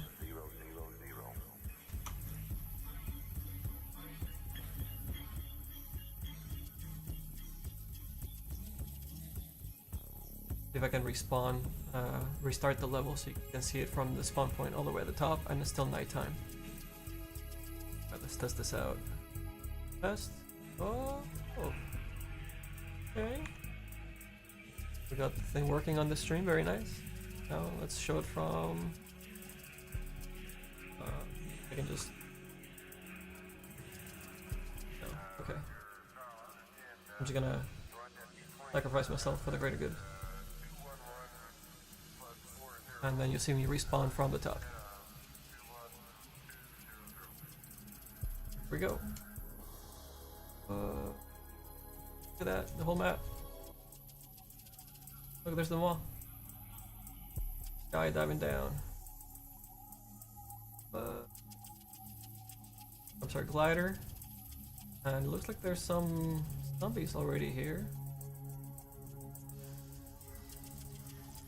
Ignore the space zombies. They're from one of our other experiences that we're building. But we will have, you know, mall-like people. That's our zombies here, and we'll update the animations and attacks and a whole bunch of behaviors that we're adding to the zombies. But Jesus, okay, they're getting pretty close. Ah! And then if you try to jump on here, look at that electrified fence. Oh, my jump is not. Come on. Nope. I have tiredness happening with the jumps. Try and make another jump here. Oh god. There's too many zombies, guys. Jeez. Hey, try from up here. I'll show you guys the electricity. Oh.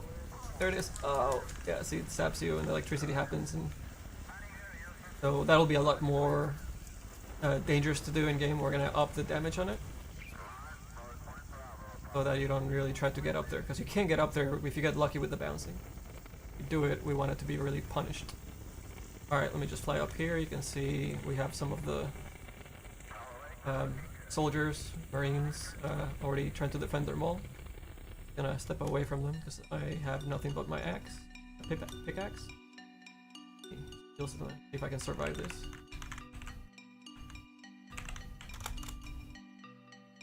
I even got the medikit. Look at that.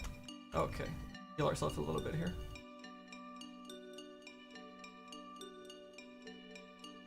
All right, got our guns. We even got a sniper rifle. Look at that.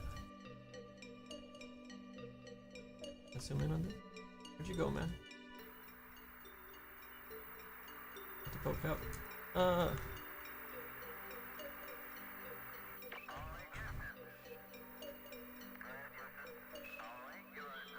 Take his armor off. Jump up high. Where'd he go? It get really hectic with a lot of teams that we're gonna have during the gameplay, but anyways, just show you a couple of sections. We'll show more on the next stream. Here you can see a little bit of the overgrowth we've built up that's coming out of the swamp. And overtaking a little bit of the mall.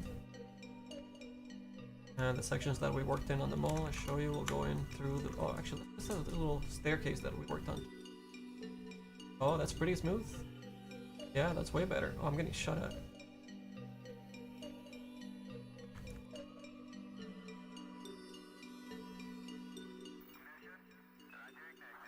Oh, so their aim's pretty good, I gotta say. Alright, you know, we're gonna land right on that same spot and just pick up our weapons. Go!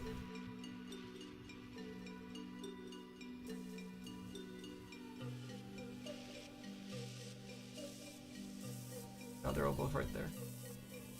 I can sneak in. Giving myself away.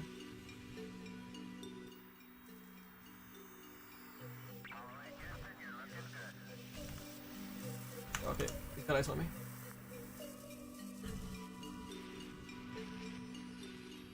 Oh god, it's out of ammo. Alright, this is not a good fight. Get out of here. I wanted to show you the doorway, guys. Get in the doorway here. Keep my way through. Flying. Go. So the entrance to this stairwell here. Into one of the entrances of the middle. Here's the electrified fence area that you guys saw. And over here is the foliage and the connector pieces that we were working on earlier during the stream. At least now blocking my way properly with those colliders that we made. Fantastic. That works really well. They kill me. Then over here is our new area. Lovely lighting. Hold on, I'm gonna have to snipe this guy. Where is he?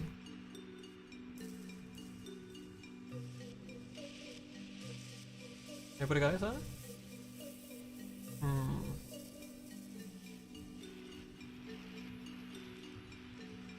Okay. Anyways, here's our new lighting. New placement. Oh, look at that. So nice and smooth going up this ramp and into this section. I'm trying to fend from up here. A really good spot. Oh, look at that. Look at the silhouette with our lighting. It's working as expected. Fantastic. Look, he's even got some cover. It's great. He's down. I got him. So in here, I'm gonna have to put some lighting, like some of the red lighting that we have on the other area. To, you know, we can't have people just here in the black sniping all the people trying to break in, right? So we have to, you know, give not the full advantage to you, but it's a nice little sniping nest for people that want to cover from here and not have to cover from just the surrounding area of the second floor. I might even put a whole bunch of like wires and stuff on one side so you can have access to one corner. Maybe you just have access to one corner here and maybe this side over here, but maybe not this complete side over here. Because it's I think it might be a little way too OP for the defenders. They already have a lot of advantages. But I think it's a great spot. You can, oh look, you can even run if you want to. Okay, so the spacing is actually fairly abundant on here. Oh, I'm catching the lip of this thing here. Not super smooth on this connection. Because of the whatever collision the fence has. A little bit high, so I'll have to move up the plate. You know what? I actually don't want to move the plate up because then we get that bright white section. I'll put a blocking volume that's tiny little ramp there so we don't catch on it on the way out. Yeah, look, I'm hitting it on the way in. Not every time, but it is catching every now and then. Usually when you're moving slower, you catch things. If you're running, it usually has more momentum, but it has a bigger angle of clipping through. But this one's catching when I'm walking. Yeah, right there. See, I'm stuck. Okay, noted. But hey, this is pretty successful. So this allowed us to put the foliage all the way to the middle there, and across here, and attaching to the rooftop. And it gives us a really nice visual language of what side of the mall you are right away. There's no question. Like you see over here, there's no plants. You're on this entire side where you see the plants. And I can have this guy kind of, you know, go over here too, a little bit to this side. Actually, this will go into the theater, I think? No, to the garage. Okay, we can do it to the garage too a little bit. Well, that'll work. Oh, look at this good. No ammo though. Oh, you know what? We can test out the ammo that I set up on the stations. Let's see if this... Oh, did we crash? Ooh, crash.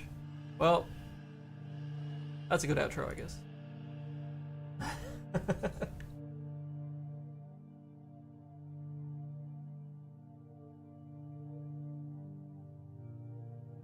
FB, what's up, man?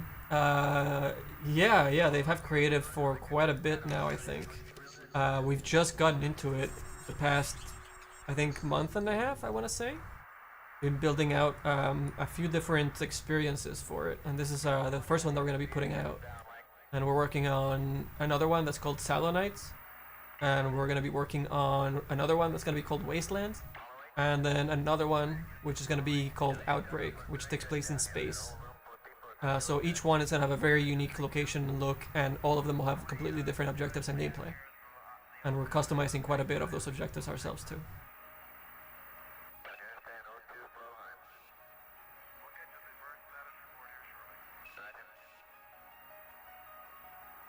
Oh no!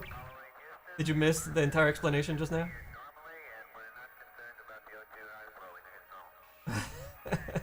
Engagement detected. Better throw some ads. I thought I turned ads off. Is it a default thing until I start streaming for a while now? I don't even know. I haven't streamed in so long, dude.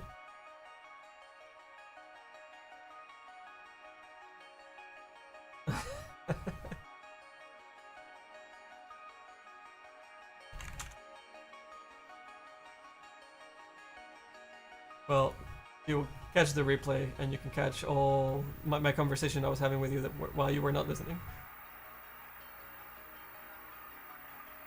Fantastic.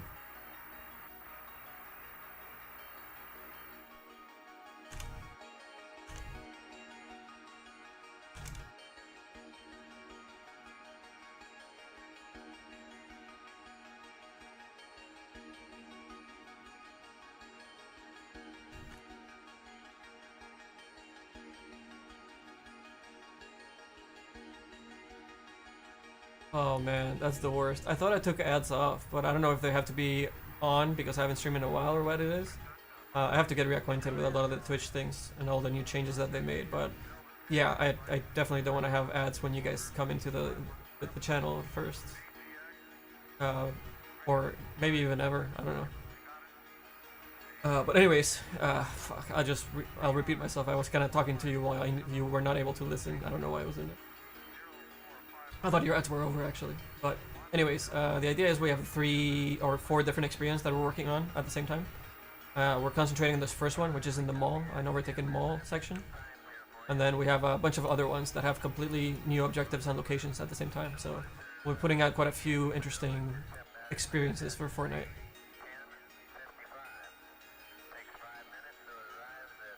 So yeah, we'll have our custom zombies. Ignore that these are our space zombies because we have a space map coming later down the line. But these guys will edit so that they look like, you know, proper zombies for the mall and for this locale, you know, city folk suits and, you know, all that stuff. Yeah, very very unique looking, silly little zombies.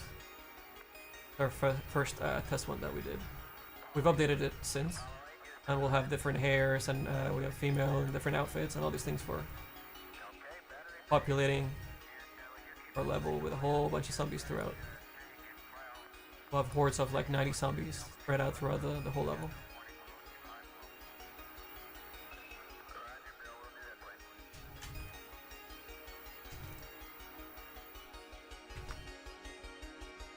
Alright, let's take a look at here. Let's do this, let's turn this to daylight.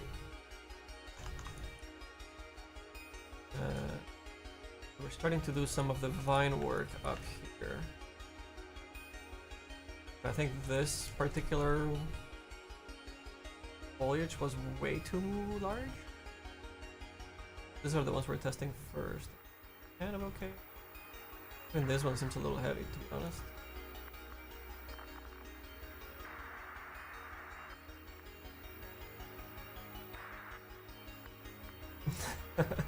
Well, I guess it depends on what you're playing, right? So we'll definitely try and make it super crazy fun. I think we have some really good objectives coming up. And duplicate this guy and turn it upside down. Because the bottom part of this foliage actually looks kind of weird from the bottom. So I know. Gotta kind of make it not look that weird. We flip it upside down. And Weird. yeah. Add it this way a little bit. And then if we have it up here, we also have to make sure that it's being covered properly by other foliage because it doesn't look right. Do a little bit here and there.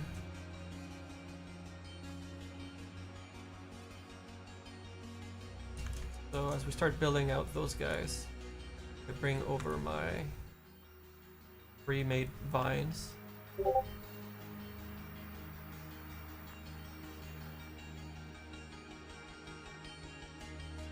Maybe have them point towards the entrance a little bit.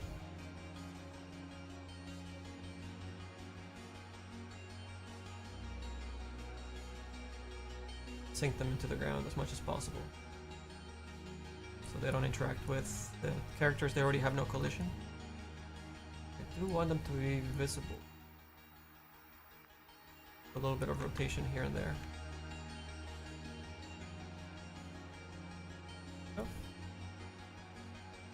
We have to go. Then we can lower them all. This top one is poking out a little bit way too. must have pre-rotated this for another section. Some of these guys are just completely sticking in odd places. Seem right. Let me ungroup it and I'll fix this guy on the right side by hand. Is it this whole thing? Oh my god, okay. I think the rotation kinda did me in on that. Flatten the crap out of this guy. Move it out of the way, I don't know, I can't see what the heck I'm doing.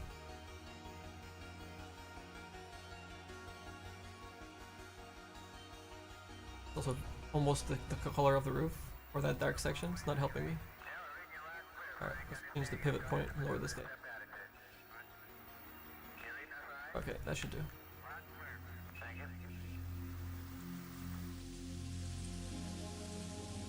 Start building this vine coming from the other side. Have it pointing out at different places so you see it. It needs to just come out of the leaves a little bit so it looks nice.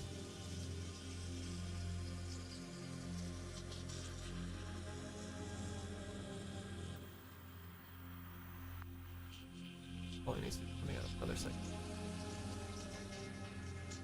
Yeah.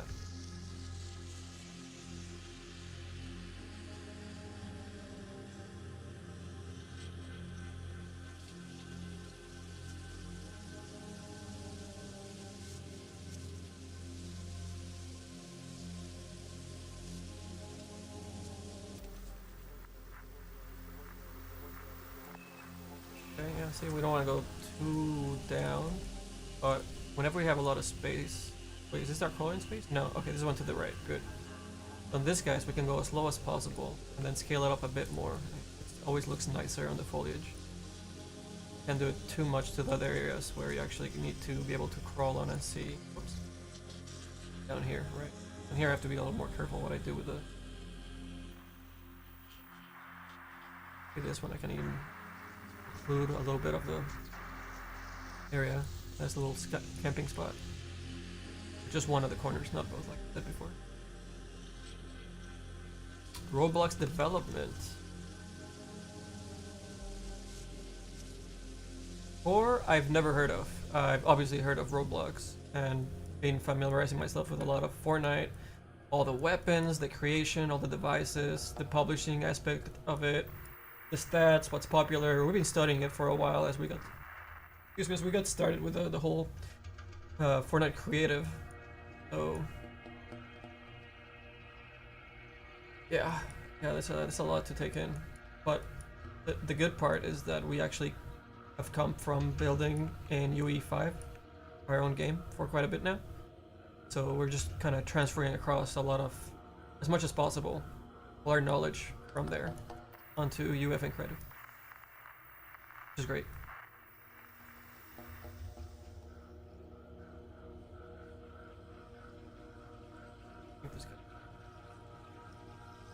It'll look, I don't want people to be hiding too much in this foliage. If they are hiding on it, you know, not be able to just walk across the entire thing. So I'll put a lot more crates, maybe different crates later. This is getting a little too repetitive, but you know, we can break it up with lighting and whatnot. Yeah, see, that looks alrighty. We keep growing. Oh wait, what's happening here? Hold on, not supposed to be that high up.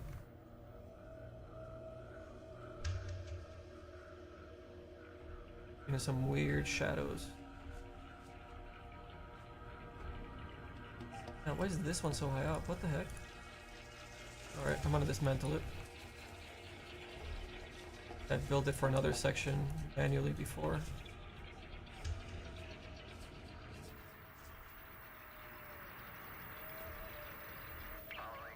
Let me turn it a little bit.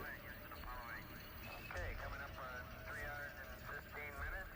As per flight plan, we have you go. Roger, go. Still works, I think.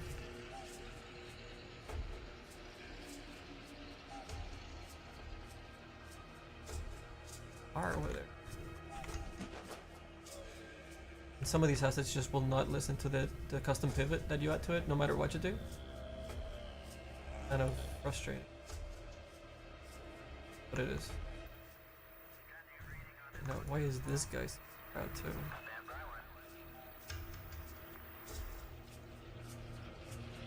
Okay. That works. Ooh, that doesn't. What is this guy? Even angle this guy out somewhere. Yeah. I like that. Oh god. Shortcuts. Oh yeah, look at that. That is way, way, way nicer. We have this guy for reference. We know that we're not going past the thigh-ish area. Of course, another one of Epic's creative experience platforms. Boris? From Epic? What? Hold up. I'll look this up.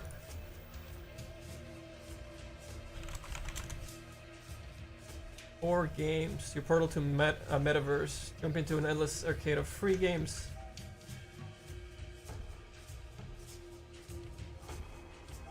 This is from Epic thing? Oh, it's because it's part of Sony. This must have kind of come from Sony too, I'm guessing.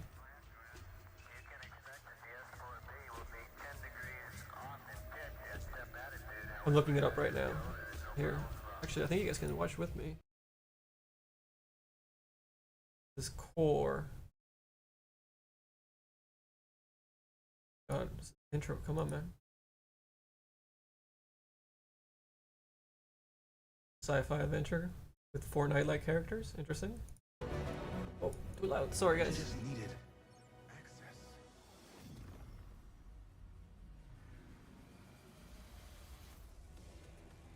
Dude, it looks totally like Fortnite. Like that character, you can just pick him up by the back and drop him into my level. Well, my level has the post-process with cartoon shaded, pixelated stuff, but totally Fortnite.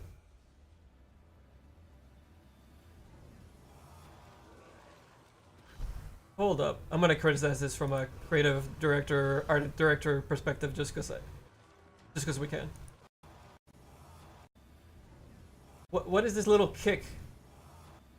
Like she's swimming, like she's already flying. She obviously has the power of like whatever the hell this is. I think that little kick is gonna push her forward. Oh, oh, oh! Time jumping. All right. Worlds could be fine.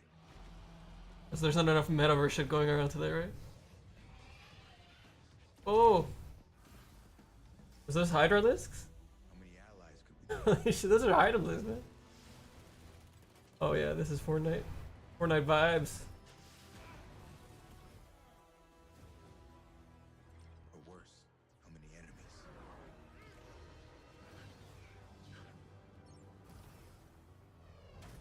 Oh my god, so much jumping. He's gonna throw up in his helmet. Oh dude, those are from Fortnite. The trail's nice though.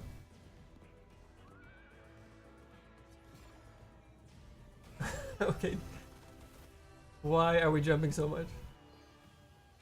This is just Rick and Morty at this point. Find the core world. Core world. Yeah. He's so pleased with himself after all those jumps. Look at him.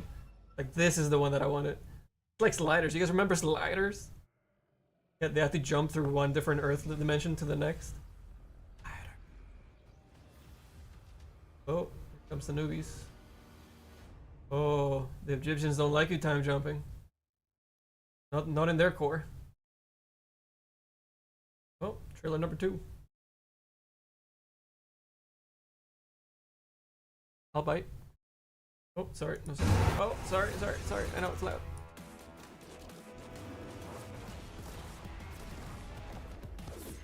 So yeah, they're marketing that you can do create all these different experiences. So hence all the jumping through all the multiverse. Da da da da da.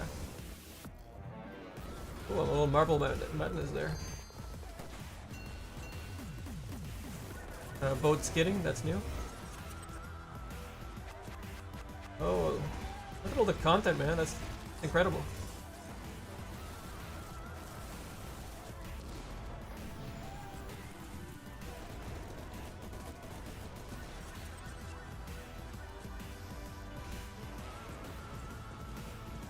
So did this come from like the Sony side or like seems weird that I mean they didn't build this. They grabbed I guess they just brought Core into their store and worked with them on it. I don't know. I've never heard of this. Early access. This might change significantly over time. As a result, you may experience unforeseen issues with completely new gameplay elements while playing the game. You can now experience the game while it's being built or wait until it offers a more complete experience. Well, yeah, it's early access, I guess. This is a blockchain NFT game. Oh, raspberries. Let's go to the or metaverse, craft your digital persona, create, publish, and earn. Yeah, they have the creative side of it. Interesting. Wonder when did this come out? Been in early access since 21. I've never heard of this. That's quite a time to be in early access. I guess they probably pivoted it some time ago. Oh, there's the end of the video. I guess it paused when I went away from it. Oh, can I lower the volume before? Ah, quite a few trailers here. First anniversary. So that was 2022. This video. Manticore Games. Yeah, it's just on the Epic stores. I think it just looks like Fortnite, but I think yeah they just put it on the Epic store. But I mean I'm totally with you, man. Totally looks like Fortnite, you know, style across the way.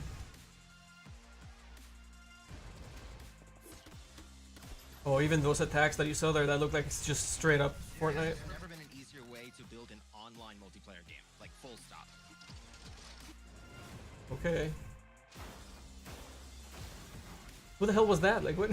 Just shove this guy in here for 3 seconds. Hey, this guy says it's alright. Oh, he's back. Okay. The other core developers and builders. This is the Game Awards. Why did they throw the Game Awards soundbite on there?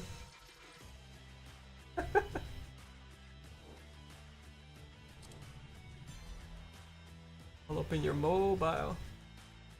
Okay.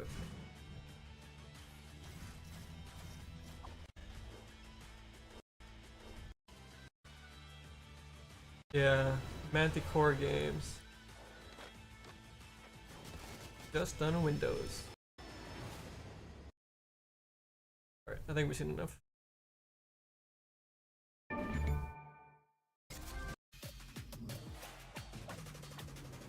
It's loud.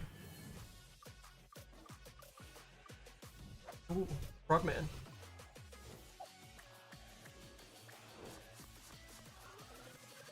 Hold up. What's the body type? What did they go with? This is such a huge controversy these days.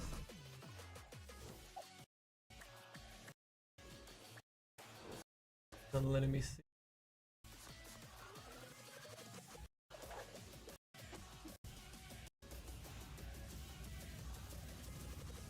Customizable.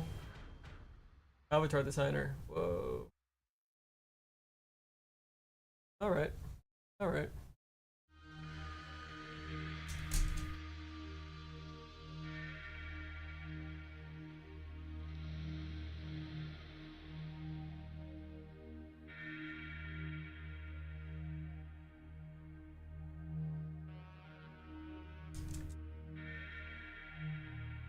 So we got Core, there's Fortnite Creative, Roblox.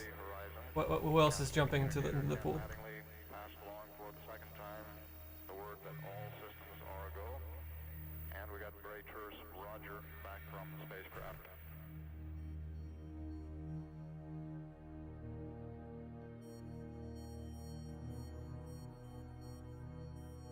Let's get one of these longer pieces for.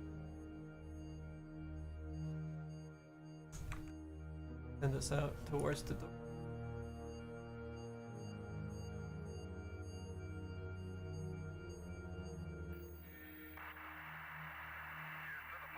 guiding the player towards those entrances and doorways always. Probably need to do a light or something over here too, so that that's an operable door. Not that I don't have operable doors. Any door that you see you can open in this place. All of these, but since it's the rooftop, we really want to guide people to those entrances. Though, you know, we're gonna have another couple doorways over here as well. I have to make the stairs go down to the other side of the mall. Here, I have to, you know, get rid of the ceiling part and have this doorway going to a couple of doors here that mirror those doors on that side. Yeah. Let's bring a little red light just so we can start pointing towards what we're gonna be doing here for light source. Where's my light? There it is. Okay. Grab this, gonna grab that, gonna grab this. I guess we'll grab these wires too. And what else? We're going shopping here. Grab those wires. Get that. I'll grab this one too.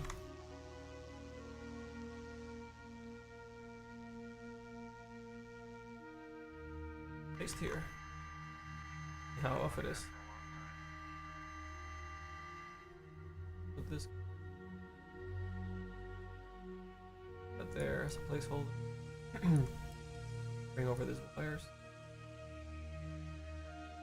Block the player from the left side so you can't just be creeping all over the place.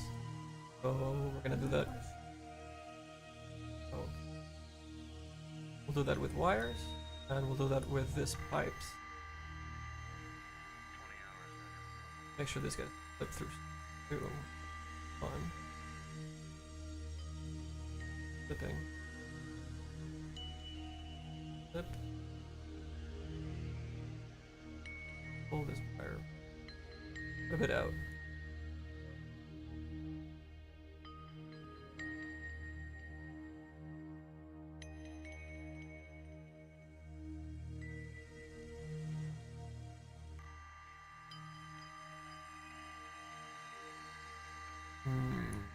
Yeah, let's move it up too. The ledge there. Make sure it's up on the other ledge though. I don't. It is a little. It's okay. Nobody saw it. Okay, that's not bad. Great yet.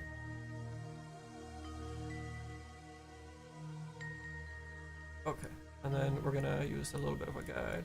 I'm putting little lights here that I have made before. Little warning lights or emergency light, I don't know, whatever it is though. Light up our stuff really nice. And we have to make this guys be hitting channel 1 as well. We're gonna use our little matrix here. Set to 1. Are you using 1 or 2? What is 1? Okay, that's weird. Kind of blinked off. You guys see that? Roblox has almost 90 million dedicated something users. Pretty much first mover advantage, so they're a pretty big market. Yeah, the only thing is that Roblox is mobile friendly, so it's more device accessible. Well, I mean, UEFN is totally mobile accessible now, and even more so now that they won their battle against Apple, where they've been fighting them for what is it, 11 years now.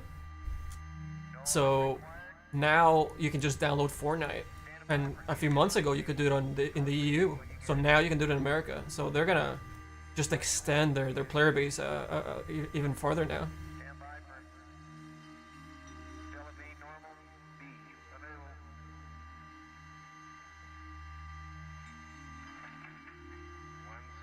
Let's group these guys because I don't keep moving these things one at a time. But I do want them to block the player. We'll put these guys in front. Hit this guy out a little bit. And maybe we need a second one or something else that's sticking down from here. I need to grab some other pipes or something that gives me more control over space. Because these fat wires are kind of low poly, and even, you know, the really nice thing about our art direction is that the pixelated shader that we created and toon line combination with it, it kind of blends our assets really, really nicely together. So it makes our library of assets very, very nice to use anywhere. They're just so accessible. Everything just kind of fits in and blends together really nice. Alright, this actually should be a dark color. Broke. Up here, I'm fighting something. I'm fighting this. Oh, this is. Are you all fighting me? I'm gonna change your location a little bit. 2.5.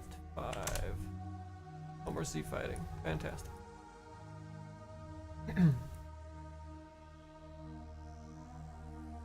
Okay. This is starting to work really nice. Pushing the player with our light. I'm gonna have to switch out this opening on the fence. There's also the collision to worry about, so if you hit Alt C, you can actually see the collision. Not very well. There you go. Yeah, this is the lip that we were catching on. This big freaking thing that's sticking up here because it goes all the way across. We don't like that. We don't like that at all.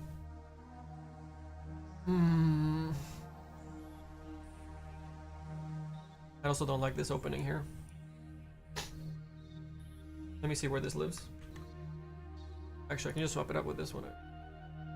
Let's ungroup that. And I'm gonna find where this lives by hitting Control B. There it is. And we actually want to use the other one, which is this guy here on the right. We're gonna click on this guy and then right click on our asset and just swap it out. That easy. Boop. And it keeps our transforms and everything. Well, it's supposed to. Why didn't it update? Oh, is it the other one?